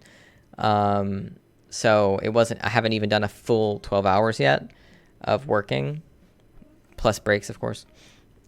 We have 45 minutes of paid breaks. That's awesome. But, part of me wishes that the 30s, like that we started with a 15, that instead of it going 30, 30, 15 for the breaks, it was 15, 30, 30, because I get more tired as the shift goes on and my feet need more time to rest as the shift goes on. But plus our first break is at 9:30, right? It's at 9:30 to 10. And we get there at 6, so that's not that far into the shift for our first break, especially for a lunch length break. But I do think I need to take more food with me when I go because I'm expending a lot more energy at this job than I would at other jobs. So I need to stay fed and energized. But I am looking forward to seeing how much I'm going to get paid on Friday. I'm very much looking forward to having some money again. I owe Max right now about $230 for just stuff from this past week. I owe Max for Dropbox as well as for Max bought some posters from Philip DeFranco and one of them was mine. I wanted one of them, but I don't have the money for it right now. I was like, I'll have the money for it on Friday. I'll pay it for it on Friday. Also, if you buy it, then you get free shipping. So, yeah, I got to pay back the Max Bank. I do owe Max a lot of money. But the priority for this week is to pay back that $230 that I owe them for stuff from this week. And then next week, I'll pay them rent for this month. And then after that, I'll deal with the $2,000 that I owe them for, or I guess the $2,000 included this month's rent. Actually, when we added it up, the $2,000 that I owe them included September's rent, because I knew that it'd be towards the end of the month anyways. So, yeah. Yeah, after this week, I'll probably keep one paycheck per month for myself for things like drugs and groceries and random shit I want to buy until I pay Max back. All the rest of the paychecks will go into Max's pocket, which shouldn't take too long if the paychecks are as big as I'm expecting them to be. I'm thinking it should be around $600 per check, so it better fucking be. At least you know you won't be kicked out due to bad performance. Yeah. Max knows I'm good for it. They have loaned me large sums of money before, so, and I paid all that back. So I'm very fortunate that I have a understanding and kind roommate. So, oh, you mean Amazon? That too. No, my performance is fantastic at Amazon. So, you know, especially at the beginning here. And I know the numbers. I was told by multiple people that I have the best numbers of the new hires so far. So that's good. And that's kind of funny because the new hires aren't all brand new to Amazon. So some of the new hires have worked at Amazon before, just not in this specific department. So my sister got yeah. They said the first month they don't really get onto your performance super hard, but because they know you're getting, your body's adjusting to the physicality of it. They know you're still learning the job. So they told us that for the first month, we don't have to worry about going super fast, which is great because my body can't handle that at the moment. But that after that, they will start getting that if your performance is under where it needs to be, because they said the ideal performance rate is 60 boxes an hour. So about 1 per minute, which if you're at the back of the line is going to be difficult because you get all of the really massive boxes that are really full and take a long time. But they do swap us around each shift. We move places on the line. So that they should balance out with the smaller boxes versus the bigger boxes. So 60 per hour really doesn't seem that bad. Especially if you get towards the front of the line where you get all the little boxes that you can put in the same tote together and things like that. But, you know, they said the first month, don't worry about it too much. Just learn the job and get your body to adjust and all that stuff. And then after that first month, then try to start picking up the pace and things like that. So, and since I'm already the fastest one there, it's a good start. You know what I mean?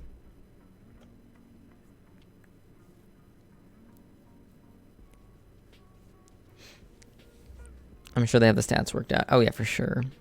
You have to clock into a line. What do you mean?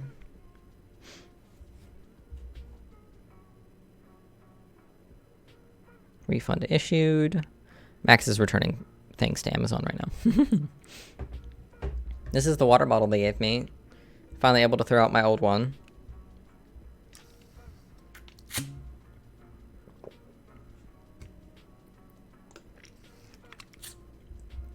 Yes, it does. It knows which station you're at. So it tracks you very well. We have ID badges that we have to scan to sign into the computers at each station. So it knows where we're at. So they can track us. Make sure we're working as fast as we need to. I'd be interested to know what my numbers are at right now. Like how many boxes an hour am I at already?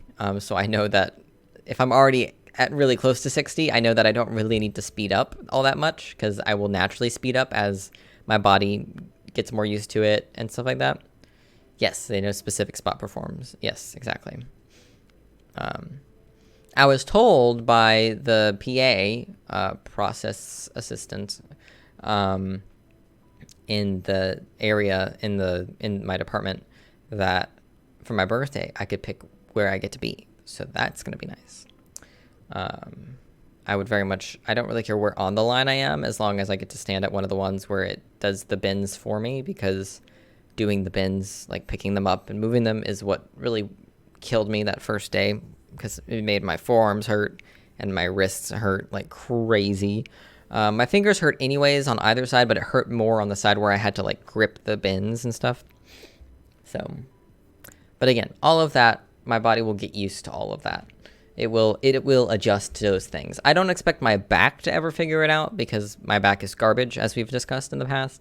But I do expect the rest of my body to sort of either gain more muscle or just get more used to it. So like my hands and my arms and stuff will adjust, I'm sure. I don't expect my back to, though. Don't have much hope for that thing, because I don't bend correctly like a person. But break it in, quite literally, yes, absolutely. So, you know.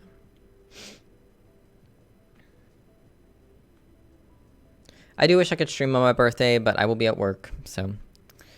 I'm thinking about maybe taking some PTO, like Saturday night, or morning, I mean.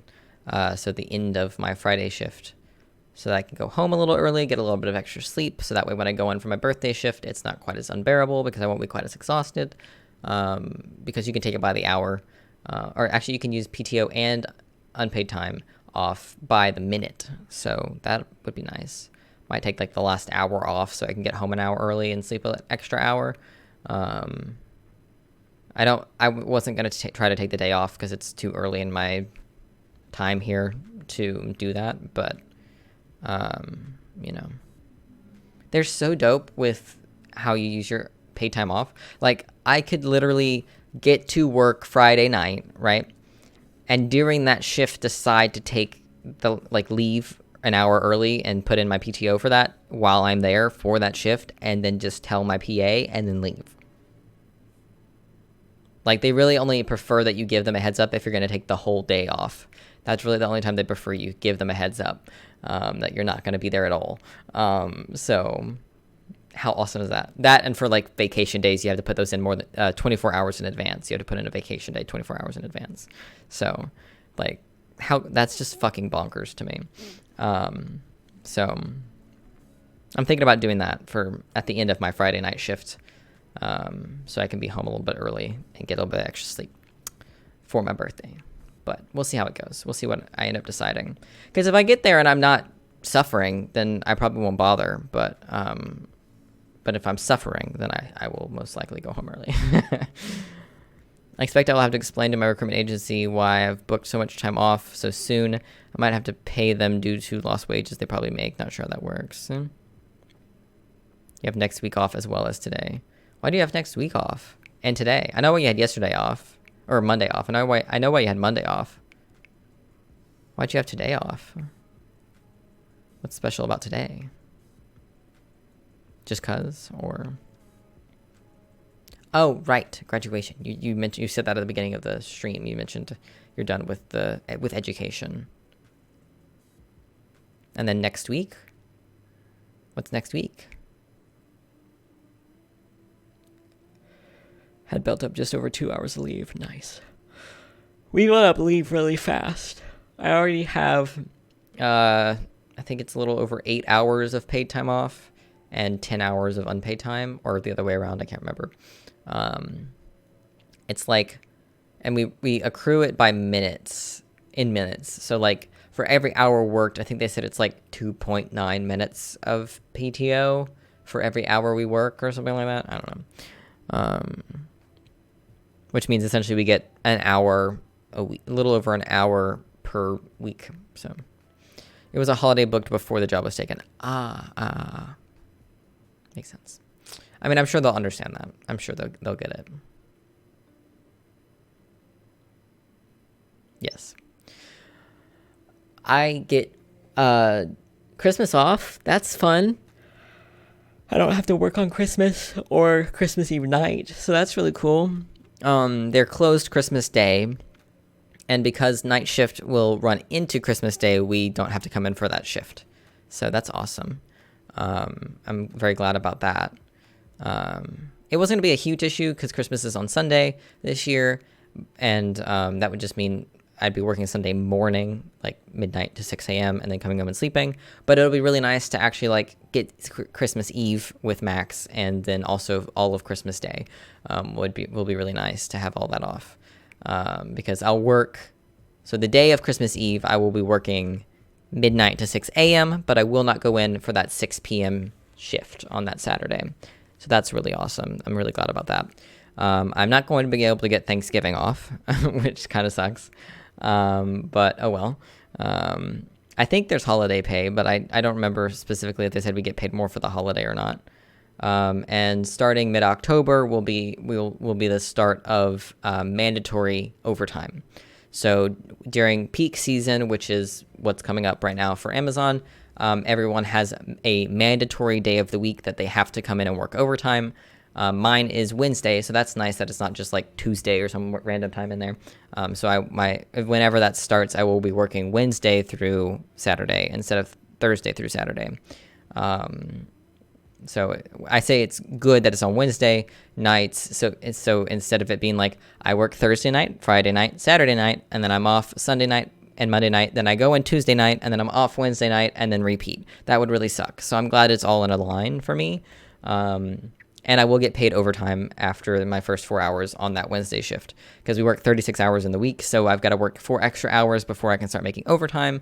But overtime is time and a half. So I'll be making like more than Max does per hour.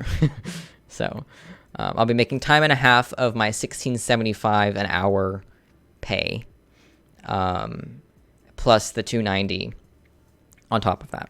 The $2.90 is not time and a half. Just the $16.75 is time and a half, plus the $2.90 on top of that. So it's like, what is time and a half? So that's like,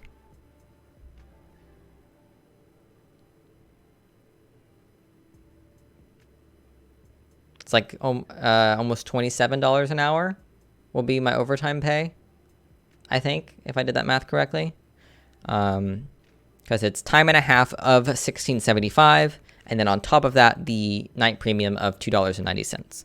So I think $27 an hour is close to what the overtime pay will be. So I'm not. I hope by then my body has adjusted, because otherwise it's gonna suck ass. I completely get it. Like if this were any other place, I'd be a little upset, but it's Amazon. I know how much stuff I order from Amazon at this time of year, or any time of the year, honestly, but especially towards the end of the year. I get it. I fully understand it, why they need all that extra overtime. I get it. I understand it. And they are paying us overtime for it. So it's not like, it's literally called mandatory overtime. So got to have that Black Friday shift. Yeah.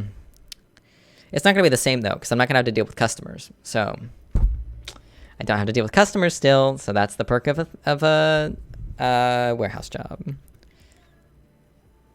You home? I hear shouting. Hello? Hello? Hello? I'm just being annoying now. You should order something just to see if you move it. I don't see that stuff. I don't see what goes out. Most of the time, the things that you order from the warehouse are already in the warehouse. And most things you order are already sitting in the warehouse waiting to be picked. So I won't see that coming in unless we happen to get a big order of something that I happen to order, So far, I've not really seen anything. I've not unpacked anything that I personally would order for myself, but,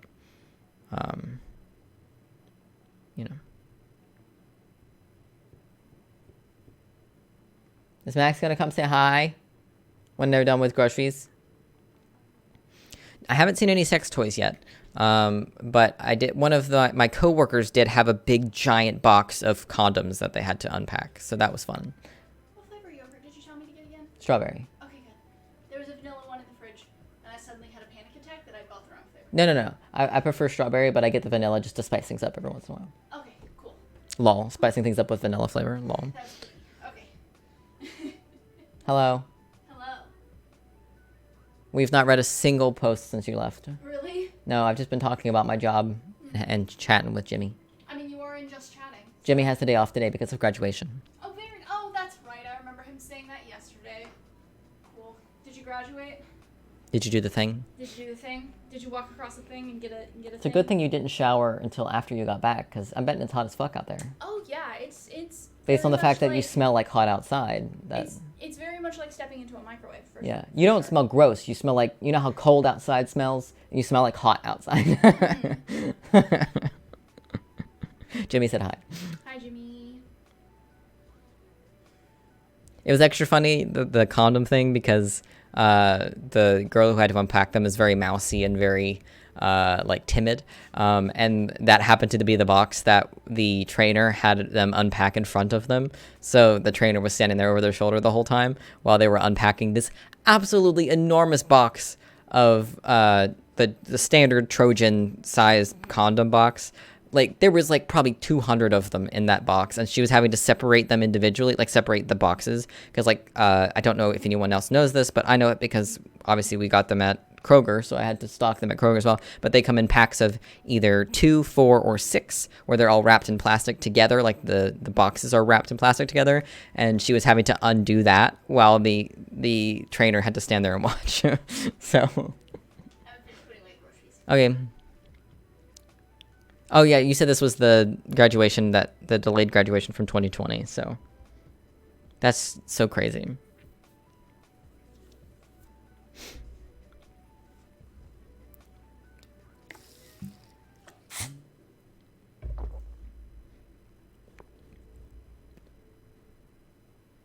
I drink quite a lot of water these days, which is for the best.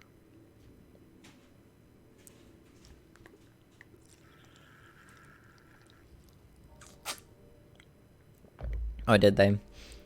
Were they like trying to make you all feel like you were actually getting it on time?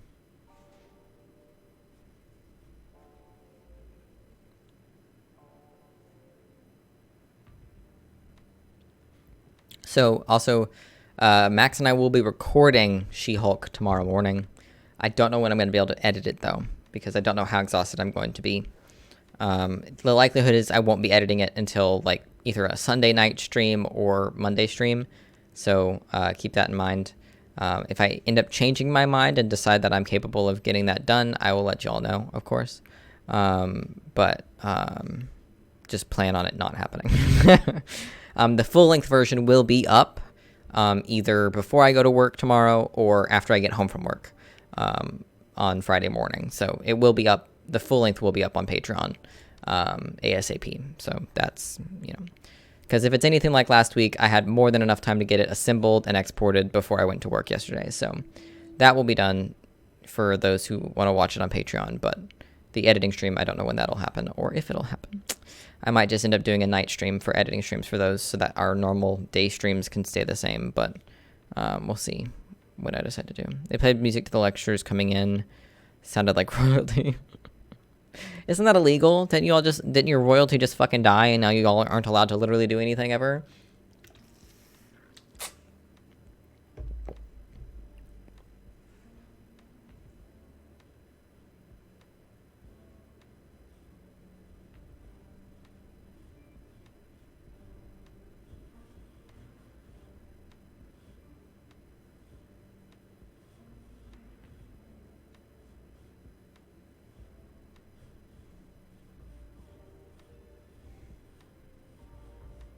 I miss the days of not having to worry about money.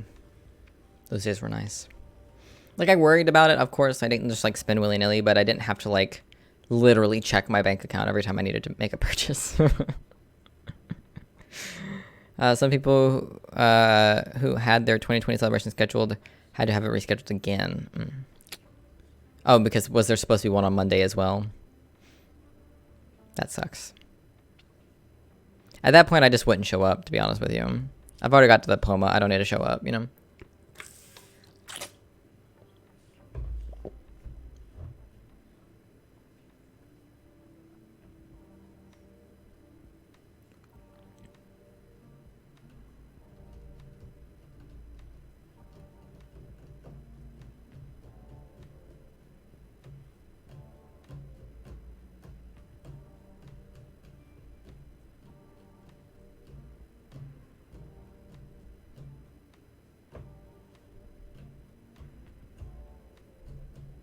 I can't remember if Zoe went to her graduation or not, because hers was postponed as well, because she graduated early, if I remember correctly. I can't remember if she actually decided to go or not.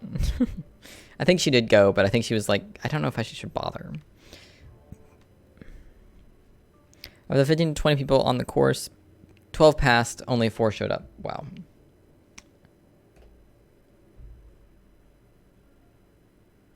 That's kind of crazy. Max. Yes. What you doing? Taking the clothes off this rack finally, Ah, and I'm gonna go fold the clothes that are in the dryer. sweet. There's like nothing in there, but there's stuff in there, so I need to fold it. Yeah, you said that's towels and stuff, right? It's mostly towels, yeah. I think towels and a jacket, so I'll take care of that now. Sweet. And then shower, and then you'll come get me, and then I'll come chop your head off, and then... Yeah, I forgot. I'm tired. But my head is so shaggy. If we don't do it today, it has to wait till at least Sunday, so... I understand. My hands will be too disabled to cut your hair, so...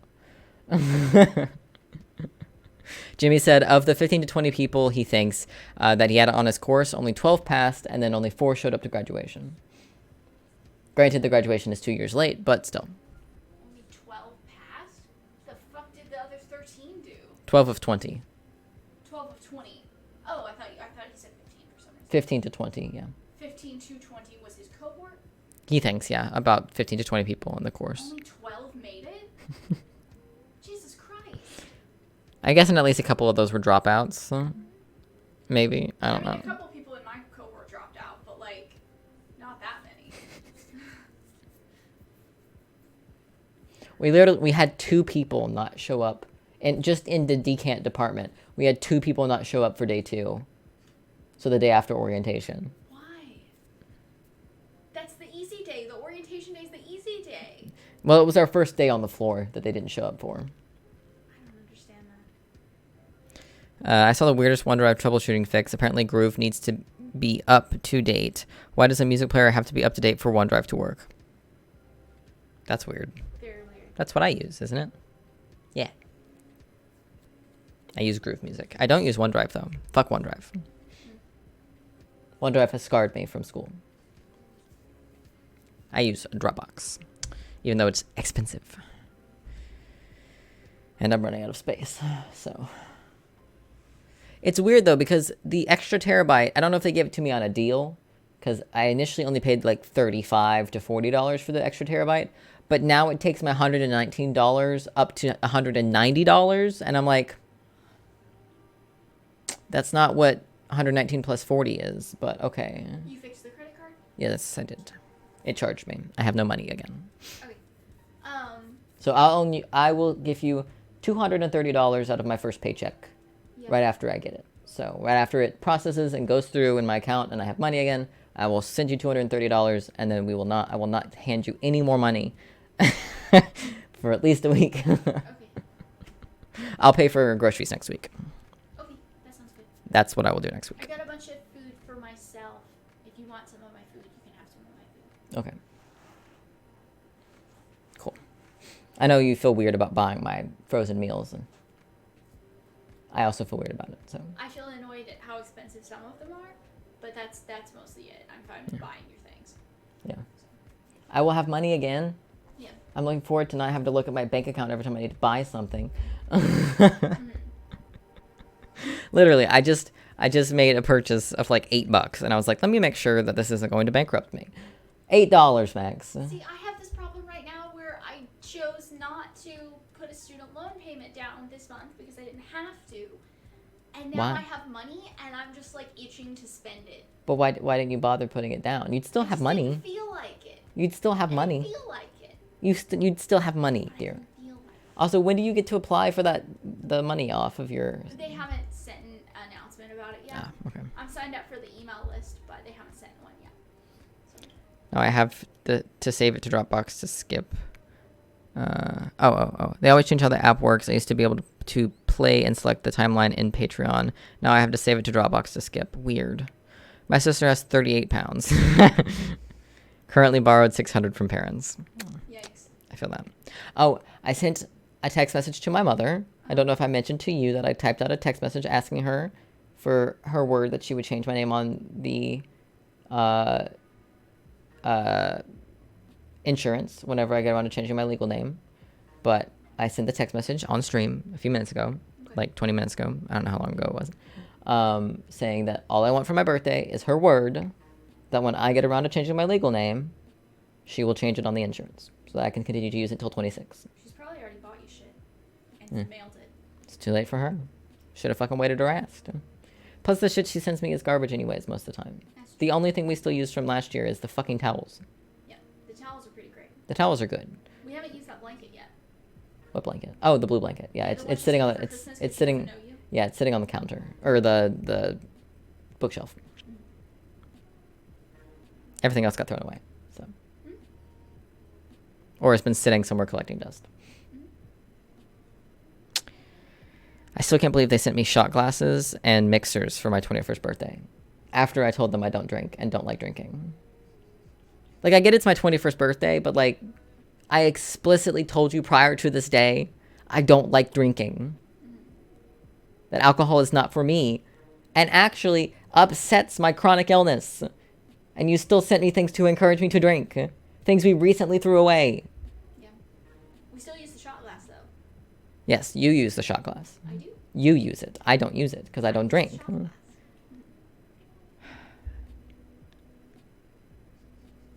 How dare you diss my gifts? Secretly, I've been your mother all this time. Can you imagine? My mother doesn't have the free time to spend this kind of, like, she just got off work an hour ago, so. I mean, she's probably still driving home, so. She'd be in very, very deep. I am connected to Jimmy via LinkedIn. Yeah, That's deep. she would have had to make a That's fake layers LinkedIn, yeah. deep. That'd be some psychotic shit right there. Some deep Creating undercover. A Twitch username that is not linked to a real name. It's also but British. My mom doesn't know anything about the British. That's true. She doesn't know anything at all. I mean, she might. I don't know, but it seems doubtful. We're American. Just making up a pseudonym and then also making up a different pseudonym for Twitch, I think would be really funny of her. Yeah, that'd be really in depth. Huh? Very, very layers deep. And honestly, bannable, to be honest. Deep cover secret agents, yes. Your cover has been blown by your own big mouth. You'll be shocked to hear I haven't heard back from her yet. Oh, yeah. She'll probably open it, cry, and then maybe respond in a week. Or just never respond. Yeah. I don't know if I told Chris I was going to do this. Oh well, he'll find out eventually. I don't think you did tell him. I don't remember telling him. I don't remember you mentioning it. And I don't remember him mentioning it to me. So. He Oh, did well. talk to me about you. He does. Yeah. I mean, I'm very excited. Mhm. Also, I am the only thing you two have in common. I am the connecting factor. So. Right. Yeah. He was like asking me to like watch over you and shit. Keep me from doing dumb shit. Yes. Like quit my job for 9 months. Yeah. Well, you failed at that, Max. Yeah, because I'm not your parent. Yeah. It's not my fucking job. And you have watched over me. You've let me go without paying rent for 2 months. Yes. I have. Partially because you're a pushover, but partially because you're I'm a nice. pushover. But you're also nice. I could have kicked you out. You could have, but you're I'm a nice. pushover. And you love me. I do. Probably not the best decision. No, I didn't intend to be unemployed for 9 months. That wasn't the goal. I was thinking maybe a month off would be nice. And then my ADHD said, but like, we still have money though. You don't need to go back to work. And then here we are, like 9 months later. Could have had a whole ass baby by now, Max. It's fine. You paid rent for some of that. For most of it. For most of it. I'm only 2 months behind, not counting this month. You didn't pay June, July, August. So you're 4 months. Oh, I thought it was 3. My bad. I thought it was You 3 in didn't this pay. month. My bad. Mhm. With what money? My savings. I had savings. Mhm. I don't need more. I have like $10 in my savings account right now. And I get a text message about it every morning. Because I have $4 in my YouTube account. I have about $10 to $50 in my savings, and I have like $70 in my checking. That's all you have. Yes. I have like 1,900 in the savings account I don't have access to. I meant the baby. Oh, yeah, yeah. No, the baby would be sold for money. That's what would happen. You still can't redeem Twitch. I don't think so, and I always forget how to check that. Nope, that's not it. I don't know where I go to check that. I always forget.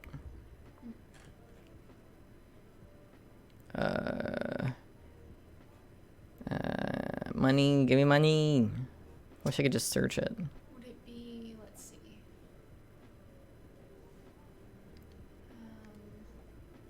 Found it. Yeah, view payout. I have $55. So I can't pay out till 100 though.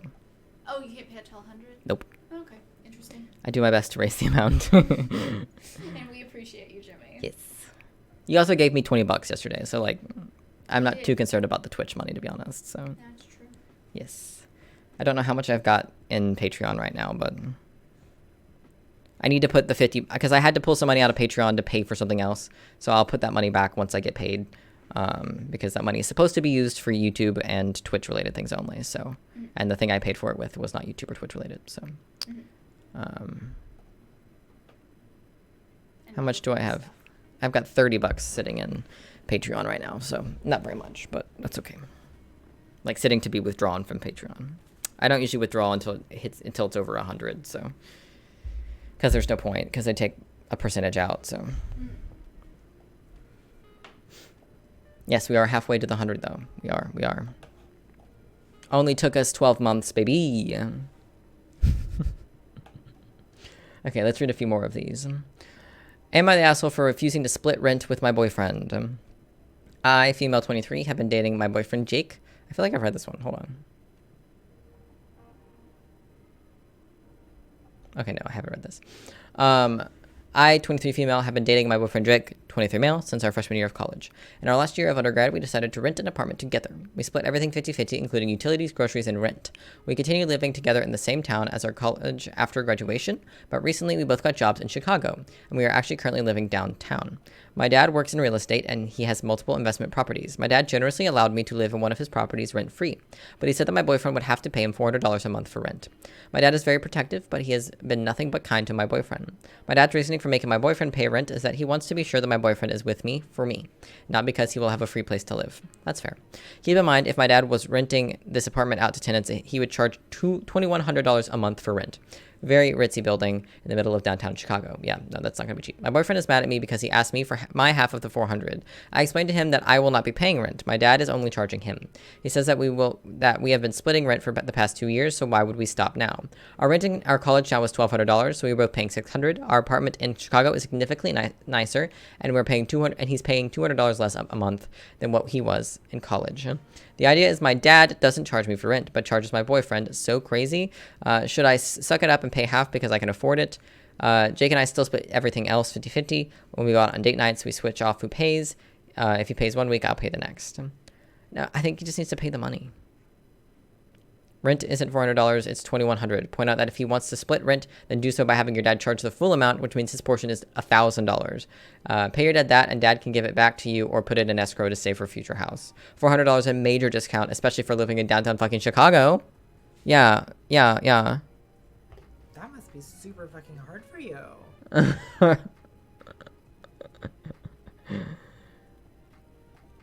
Yeah, don't expect... This is good. Don't expect wifey level service at girlfriend prices. Yep.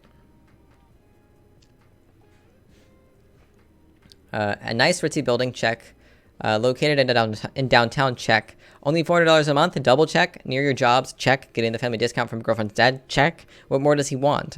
Clearly, he's not seeing the bigger picture. He's getting a lot of perks because you and he only have to pay a fraction of the rent. Doesn't he realize that millions don't have that luxury in the critical times of this economy? Plus, he's failing miserably with your dad's test. Your dad's suspicions are kind of right. Yes, depending on how hard he pushes about this should be a red flag.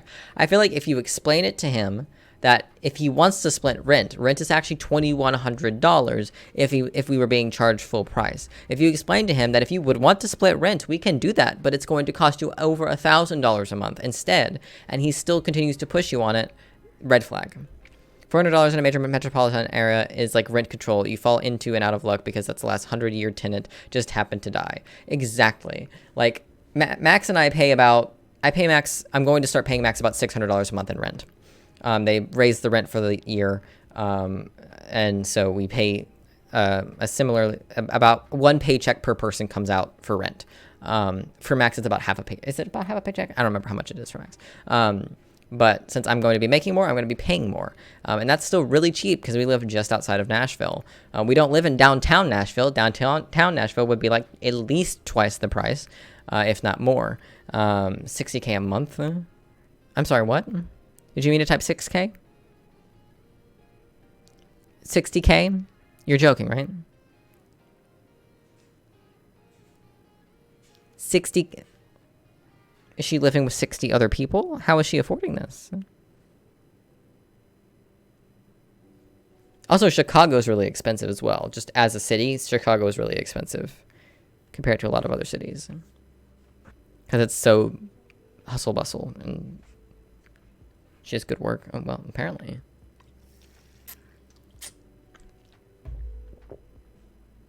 That's crazy, man.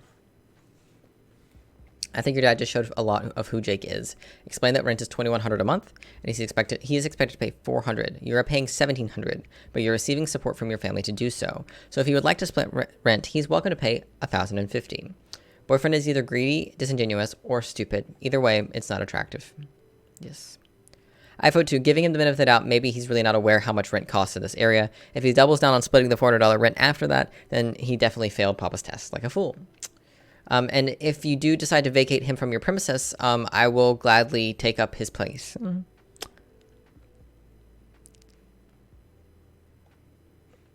I don't even care where it is. $400 rent, I'll take it. As someone who's lived in Chicago for the better part of 10 years, I have a hard time understanding why your boyfriend isn't on his knees level of grateful. $400 anywhere in the city would be a huge deal. But downtown, is he nuts?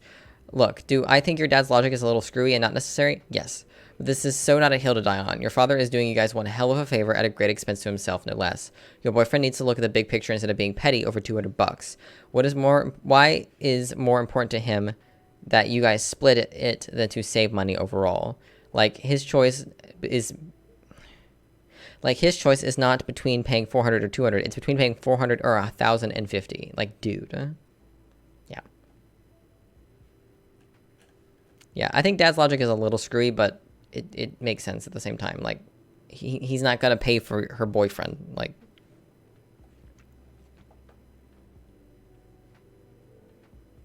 ooh, these two should be good. Okay. Am I the asshole for refusing to take my daughter to my ex-husband's wedding? My 42 female and my I hate when they do it. I am a 42-year-old female and my ex-husband 45 male, were living together for 20 years. We had a beautiful daughter together, Jocelyn, 14 female. We got divorced 5 years ago due to infidelity on his part. I was devastated. He was the love of my life and he betrayed all of the trust and loyalty we had built up. To make matters worse, he ended up in a relationship with the woman he cheated on me with. They got engaged 1 year later and are set to be married in 2 weeks. Honestly, I am still heartbroken over my divorce. It's hurtful to me that we were together for 20 years and he could just go fall in love with someone else as if I were nothing. However, Jocelyn was only 9 when we divorced, and he's a great father, so I would never want to come in between their bond. Jocelyn loves his fiancée, as she is very sweet to her, but she doesn't know the reason why her dad and I divorced. I want to tell her when she's a bit older, and he doesn't want to tell her at all. Well, you should tell her eventually. Anyways, I compromised with him that Jocelyn could come to the wedding, but that he would have to provide the transportation to and from the wedding, as I want no part of it. I don't want to drop my daughter off at his wedding. I don't want to see all the decorations and the happy guests. It'd just be too much for me. I didn't tell him all that, obviously, but he agreed. Today he calls me and asks if he can ask for a huge favor. Turns out that his future in-laws are flying in the morning of the wedding, and he has to go pick them up. Therefore, he can't pick up my daughter the day of, and wanted to ask if I could take her. I said absolutely not, and asked why he can't pick her up the day before when she gets off school. He said he doesn't want to make the drive twice and that he will likely not have time as he has to prepare for the rehearsal dinner. I asked why can't the bride pick up her parents. He said she'll be getting her hair done and won't be able to. I laughed and told him there was no way I'd take my daughter and that he'd have to figure it out. Boy, why did I say that? My daughter ran downstairs crying, face beet red 10 minutes after my conversation with her dad, calling me terrible, accusing me of not wanting her to spend time with her dad. I told her that is not the case, and she demanded to know why I couldn't take her. I couldn't give her an answer, and she ran upstairs crying, and now I'm getting messages from his family calling me heartless and cold and a bitch for trying to, quote-unquote, ruin his special day over a relationship that is long over. It doesn't sound like it's long over. It sounds like it's only been a year or two. And a year or two is not really enough time to get over a 20-year relationship. My family understands my point of view, but I feel terrible that I've upset my daughter. I don't know what to do. Am I the asshole? Can't he just pay for an Uber? How far is the drive? Have him pay for an Uber. Our emergency call handlers will be going on strike in October. I'm sure that'll get resolved quickly. It reminds me of what was it? The railroad people were striking here or somewhere really recently. And I'm sure that strike lasted all of like 2 minutes because that shit was going to cost a lot of fucking money every single day, like $1 billion a day or some crazy shit. Hopefully what they are striking for gets resolved fast. I expect it to. Well, everyone else striking seems to go on forever. Rubbish collection in Scotland, I assume, was resolved. Train strikes have been going on months. They have striked 3 times on rail. Well, if they just strike long enough, eventually the economy is going to collapse, and then they have to give them what they want because nowhere can survive without rail. Like, not even us. You know what I mean? Like, that's like nurses and stuff and teachers going on strike. Like, that affects a lot of people. But even more so because it affects the supply chain and therefore affects the money that the country makes, which is what they actually care about. Let's see what the comments have to say about this one. Not the asshole, but I think your daughter is old enough to know the truth about her father. Otherwise, you will be the bad guy going forward. Yes, I agree. Also, her parents can take an Uber. This is the 21st century. Yes. Or one of the family that's calling the OP heartless can just go pick them up. Yeah. His parents could pick up the daughter, or any other family member could collect the in-laws. OP is not the only source of transportation. Yes, agreed. My therapist had to cancel my last sesh because they went on strike, and I guess it lasted for just shy of a week, which was pretty fast. That's good for you, at least. You only had to miss 1 week of therapy.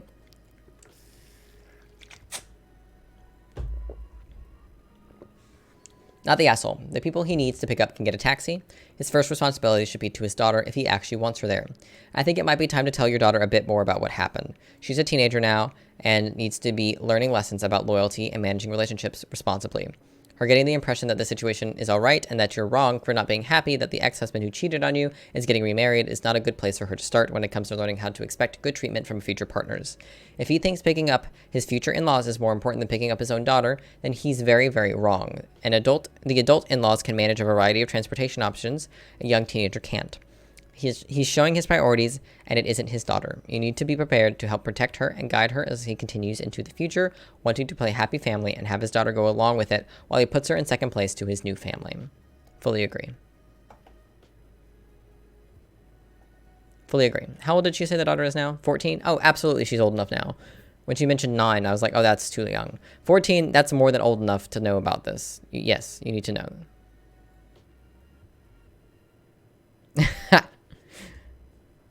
No, this is a plastic bottle. It's just water. Although I have a glass bottle that I used to drink out of that definitely looks like an alcohol bottle until you realize it says aqua on it. So.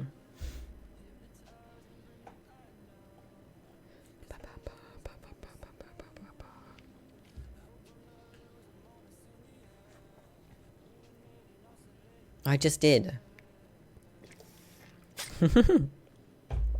Alcohol. Open up your eyes up to the sun.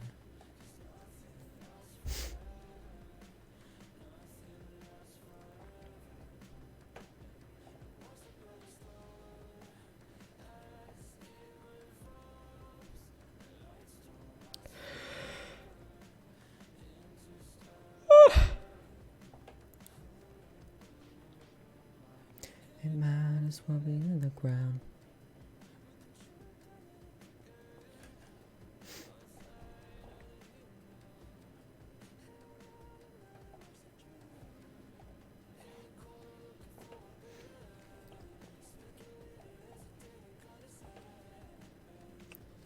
Royal Mail to bins. Those are very important things. Royal Mail strikes Friday, Wednesday, Thursday, Friday. Nice. They should just go on strike for a full week. I don't know why they're picking specific days. I don't know how it works, though. I've never been part of one before, so. Union has rejected pay raise after 3 months of talks. Demanding a rise more in line with inflation, which is currently at 9.4%. Expected to raise 13% later this year. Is this supposed to say percent or per cent? Is it like percentage or like per cent? Confusing. Percent, okay.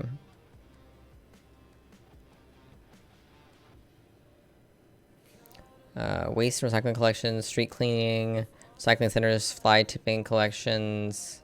I don't know what that is. A bulky uplift service, 18th to the 30th. Wow. That's a long strike. Huh? Edinburgh is going to be gross as fuck for a little while. Mainly the bold bits, yeah. Sunday 27th through Saturday the 3rd. Good, good, good. They keep doing it. Because nothing lasts forever. Can't believe the barista. An indefinite uninterrupted strike starting on Monday, September 5th. All criminal... Oh, barrister. Oh, I thought I said barista. Barista makes, to me says a barista, like a server. You mean the barrister, right? All virtual criminal court cases will be unable to proceed. Criminal Bar Association is in dispute with the government over pay and legal aid cuts. They were offered a 15% raise due to come into effect in September, but the CRA is asking for a 25% pay raise. Oh my god, that's a big pay raise. They rejected the government's offer, saying it would not apply to existing cases. I mean, that might work, but 25% pay increase is a lot. I don't know what they're getting paid right now, though, so I don't know how much it needs to increase to keep up with inflation. So I don't know if 15 is actually like a... But, I mean, they wouldn't go on a strike like this if it was fine. You know what I mean? Like, it takes a lot to go on an indefinite, uninterrupted strike. You know what I mean? Like, it takes a lot of frustration to get to that point. So... I have to imagine that the 15% raise is just not enough to get them to the point that they're making the money they need to survive. Yeah.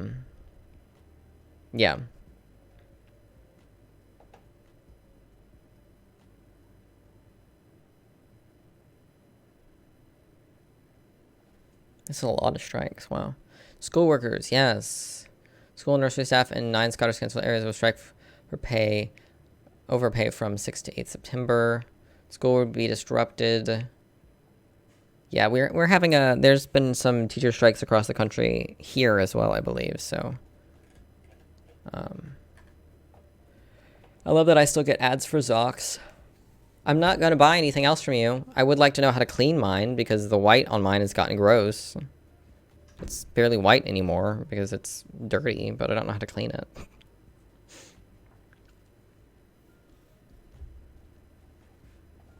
How to clean socks bracelets. How does clean?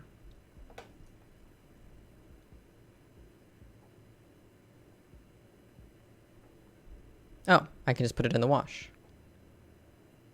And air dry. Oh, okay. Sweet. Avoid oils and lotions. Fatty acids and oils break down.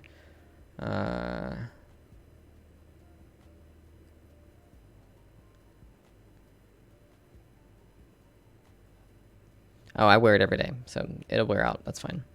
I only have the one band, so. No, it's just dirt and stuff that's on it. Washing it should be fine. I didn't know you could just pop it in with a washer bag. I'll just pop it in next time we do laundry. Sweet. Just wash it the same way we wash our sleep masks. Max is in the shower. We're coming close to the end. We'll probably end in maybe 20-30 minutes. I don't know how long Max is going to be in the shower for, but I have to cut Max's hair, so we'll have to stop at some point. This has been a pretty long stream compared to normal. So that's nice. Okay, we have one that's labeled asshole, so that should be interesting. Am I the asshole for telling the new neighbors that they got what they paid for, including being shunned by the neighborhood? Where I live, real estate developers have started snatching up family homes, bulldozing them, and building enormous $2 million houses on the plots of land. The houses also stick out horribly in terms of aesthetics. Think single-level brick homes with a 3-level gigantic white and black box in the middle. Okay, I don't know what that means. My home's been in my family for several generations. We've always been known for having a large, beautiful garden. We invited over kids to help with gardening. We gave away so many veggies, we hold parties, etc. It's been a neighborhood treasure for years. Until developers snatched up the lot next door, bulldozed and erected an enormous house that blacked out the light to most of the garden. Many of us tried to fight it with the city, but everything was denied. It was heartbreaking. Our neighborhood has been changed forever. This was a link to my family, and I almost have to go through a grieving process for it. That must be super fucking hard for you. The new owners moved in and were not welcomed warmly by people in the neighborhood. I avoided them for as long as I could, other than politely waving or nodding. It was a young couple in their early 20s. How are they affording this house? We finally came face to face, and the woman asked if we could chat. She said that they felt like maybe they'd done something wrong when they moved in, or if they aren't pulling in their trash bins or something, being too loud, etc., because people haven't been very friendly. The guy says that he's surprised considering it felt like a nice and somewhat affluent neighborhood, and given the price, he was expecting friendly neighbors. I asked if they had done any research about the area, and they said they moved from California, so no. I said that maybe that was their mistake. They said that they didn't know what I meant, so I asked if they'd ever looked in our backyard. They said yes. They said they think the garden is cute. I said yes, the garden that now has about half less sunlight than before the house was built was a neighborhood treasure. The guy said, well, it's not our fault you built the garden there, is it? I said, well, you guys got what you paid for, a $2 million for a house that everyone in the neighborhood hates. I said I hoped it was worth it and wished them a nice day. When I told another neighbor about the exchange, she told me that she does feel bad for them moving without having any idea. No, you're an asshole. Like, it's not the people who moved in. It's not their fault the house is there. The house was going to be built regardless of who moved into it. It's not like they commissioned to have the house built. Don't be such a cunt. Move your fucking garden. Like, just move the garden to the other side of your yard where it gets more sun. Like, don't be a fucking bitch. Like, what the hell? Like, yeah, it sucks, but it's not, don't take it out on the people who moved in. It's not their fault. What the fuck? So you unloaded your pent-up anger at the developers on the couple who unwittingly bought the house. You're the asshole. The couple did nothing wrong. They bought a house that was on the market. Now, if they had been the ones to buy the house land from previous owner, bulldoze it, and then build their $1 million mansion, you might have a leg to stand on. But for what you say in the post, the neighborhood is taking out their frustration and anger on innocent couple.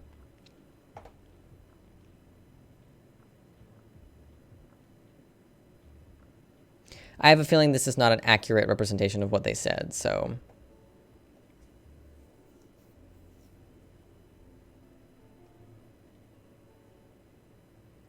Yeah, OP was attacking them for buying the house, so... You're the asshole. They just bought the house. Did you research the neighborhood? Is your garden a big thing so well known it's in the papers? That people could know about it without having... talks with the neighbors before moving in, and specific talks. And even then, they did not design the house. They just bought it. It's not their fault. And you're being angry at them as if it is. Huh? Yeah. It wouldn't have mattered. The house still exists. Happy 6 o'clock. It's time for Max's birth control. I need a call about my birth control because they won't let me schedule it online, which is really mean, which means I had to make a phone call, which is really gross. I might try to get myself to do it in the morning, either before or after we record She-Hulk. Because my window to get it starts tomorrow, and sometimes it can take a bit before I can get in, but...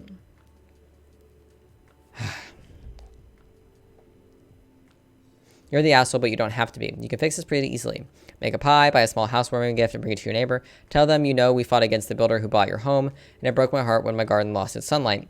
But neither of those things are your fault, and I should have been a better neighbor. I'd like to fix it going forward, and then tell your other neighbors that the new neighbors are perfectly nice, and then you apologize for the way you treated them.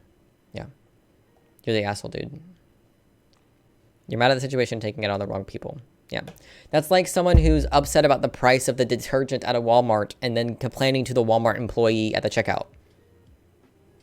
Like, bitch, I don't control the prices. What do you mean? Why are you yelling at me? I don't I don't set the prices. What the fuck? Like, you complain to the wrong person. Oh yeah. Oh yeah, they do.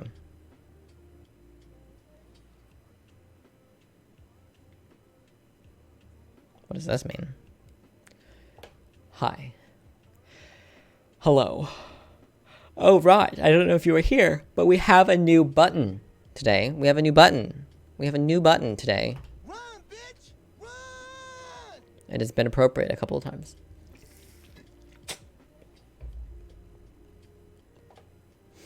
Alrighty. The best thing is when they ask for a discount as if this is a bartering price that we own and not the corporation that owns the place with fixed prices. It is a great button.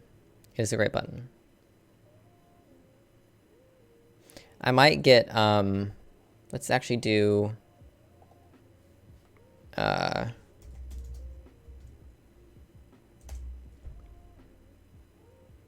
could do this one.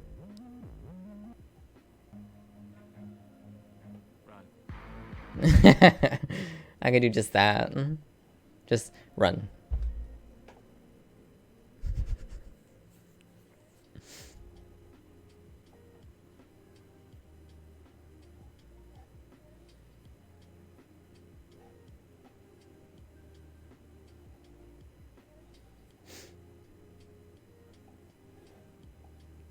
We also have Divorce! and In the bin, in the bin, in the bin, into the bin. as well as, Get in the bin. and then I was born this way. Born as a fucking idiot. that one's still quite quiet, isn't it? That must be super fucking hard for you. Those are all the buttons. Born this way, born a fucking idiot could be a little bit louder, but I don't think I have a way to turn it up without re-editing the sound. Nope, I do not.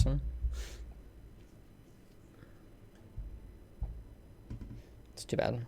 It's still a little quiet, so.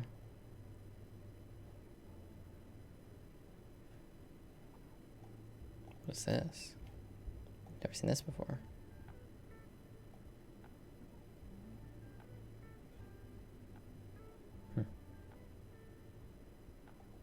Bunch of copywritten stuff.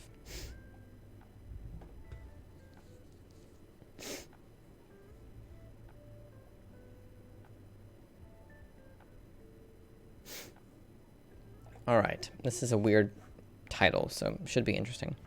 Am I the asshole for refusing to return my neighbor's quote-unquote special binoculars unless his wife comes and gets them? Hello.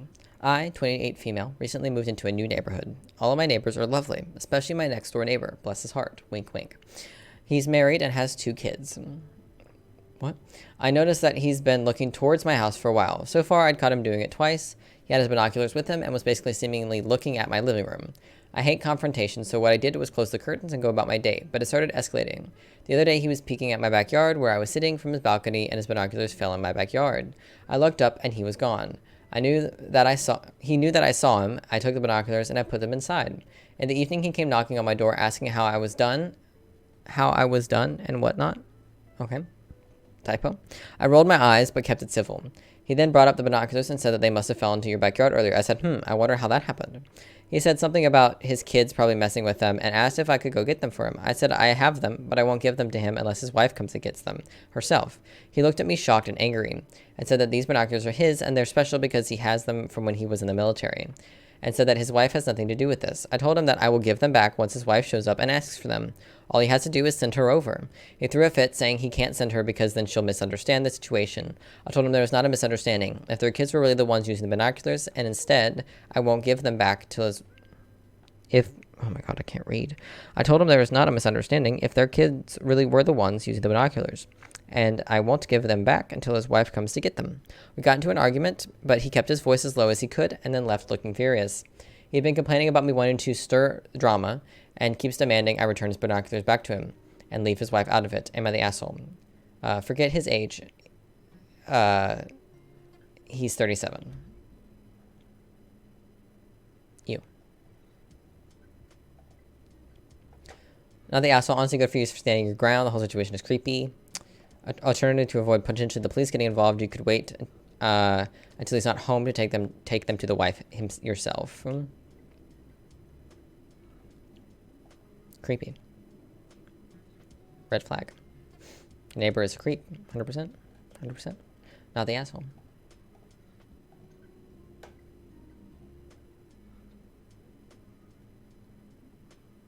Ooh, another one of these. I like the relationship ones. Those ones are fun. What is a Nepo hire? What does that mean?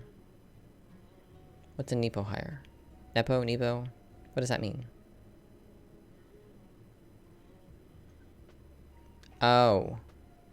A nepotism hire. Interesting. Is that a thing? Okay.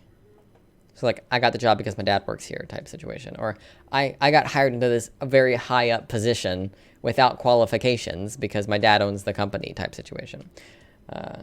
Okay. Not like what Jimmy had, which was probably a lower level thing that he was qualified for, that he was able to get for a short period of time because his dad worked there. Like, that's very different. You know what I mean? It's like, if you're qualified and you get hired in that position, sure. I don't give a fuck where you came from. But you see that a lot with, like, people who don't know what the fuck they're doing and they're hired into, like, a high up position in a company or something, and it's like, how did you get this job? You know? Whose dick did you suck? You know what I mean? So unfair. Hires from family, not just family hires. Yeah. Unfair hires from family, not just family hires. Exactly, yeah.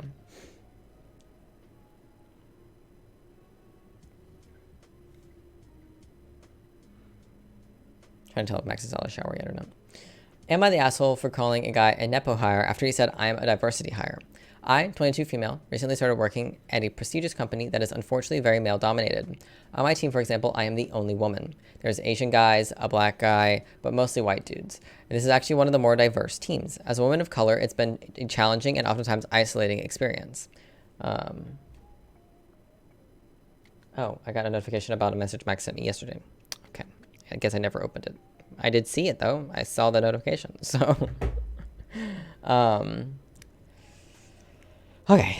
Anyway, one of my coworkers, male, is the nephew of the CFO, and we started our roles at the same time. He's a white guy, an entitled douchebag, and incompetent, in my opinion. For whatever reason, he has disliked me from the very start, often trying to start arguments, being overly competitive, etc. It was difficult dealing with this because I didn't want to lose my job. Anyway, last month, an incident occurred where my boss chose me over M to accompany him to an industry event. That really upset M, who assumed he'd be invited. He'd been acting like a bigger ass ever since. This all came to a head when I got lunch with my female colleague from another department. M insisted on joining us. He started questioning me about the event, but I wasn't interested in discussing it. Then he accused me of manipulating people to get ahead. Ridiculous. And that our boss obviously wants to show off his quote-unquote exotic diversity hire. FYI, I'm multiracial and come from a poor, dysfunctional background. M joked that I ticked a lot of boxes. We argued back and forth, with him accusing me of having it easy, again, ridiculous, till he once again said that I'm obviously a diversity hire bimbo. I was extremely pissed and told him that he's a privileged nepotism baby who literally gets things handed to him.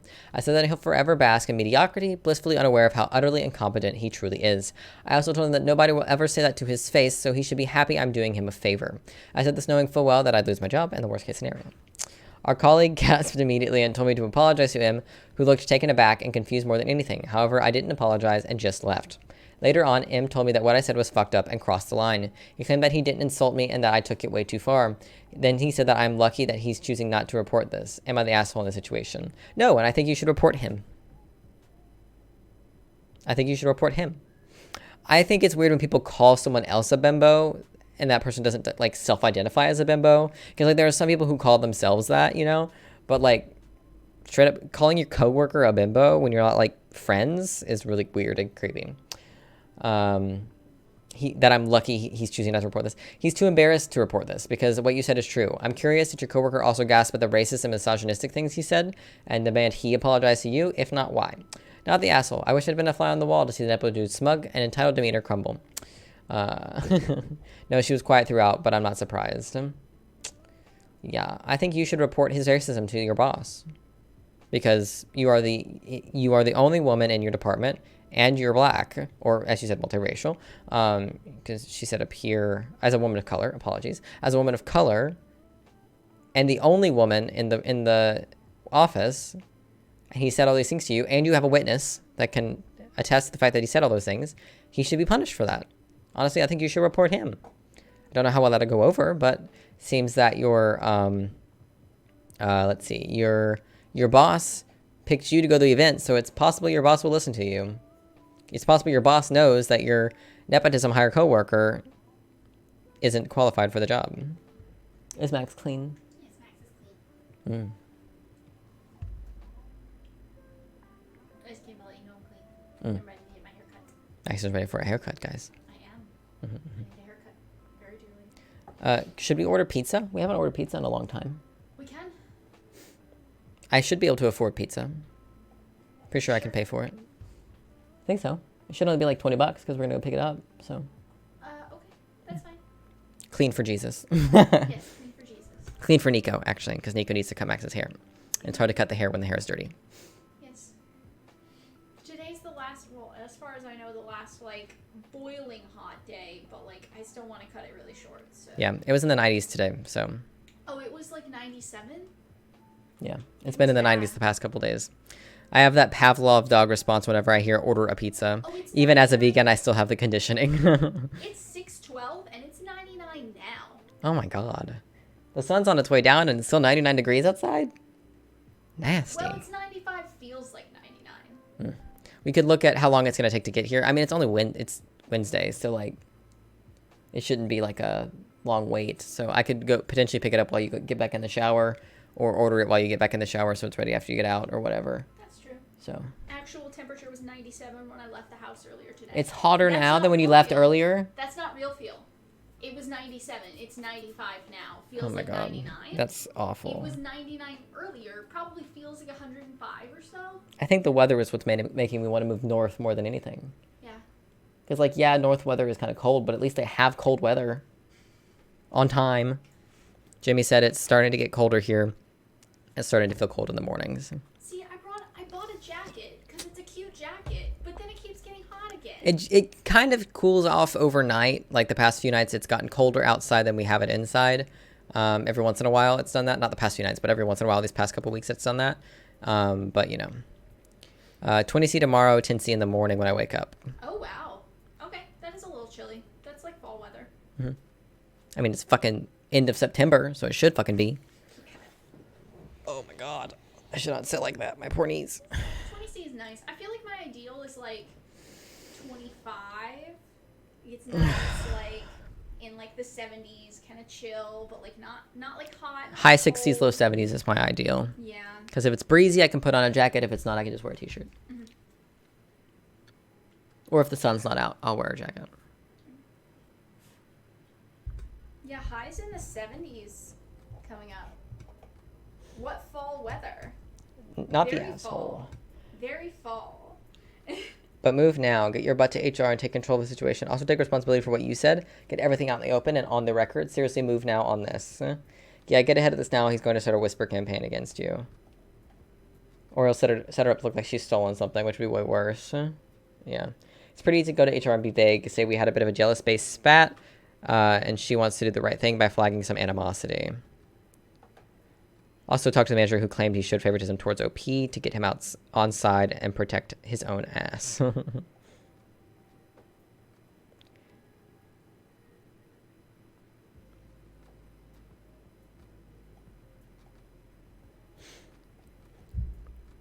I love icy morning. I don't like icy weather. That's fair. Jimmy said 25 has been nice after the heat wave we've had the last few months. Oh yeah, I bet. Yeah.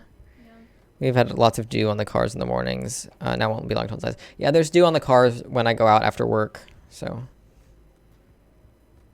I've always got to wait for the back windshield to clear off. So starting to get into dew season. Alrighty, that is going to be it for this week's streams. Very sad, I know. I don't know when I'm going to get back to night streams. That will happen at some point, but it might be another week or two before I have the energy to do that again.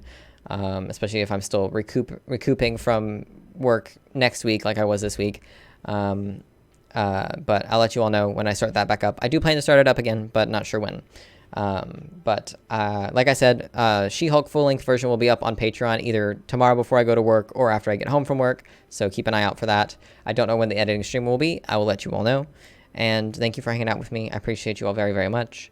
And I will miss you all this weekend while I'm at work. And I will see you Monday, if not before then. Goodbye.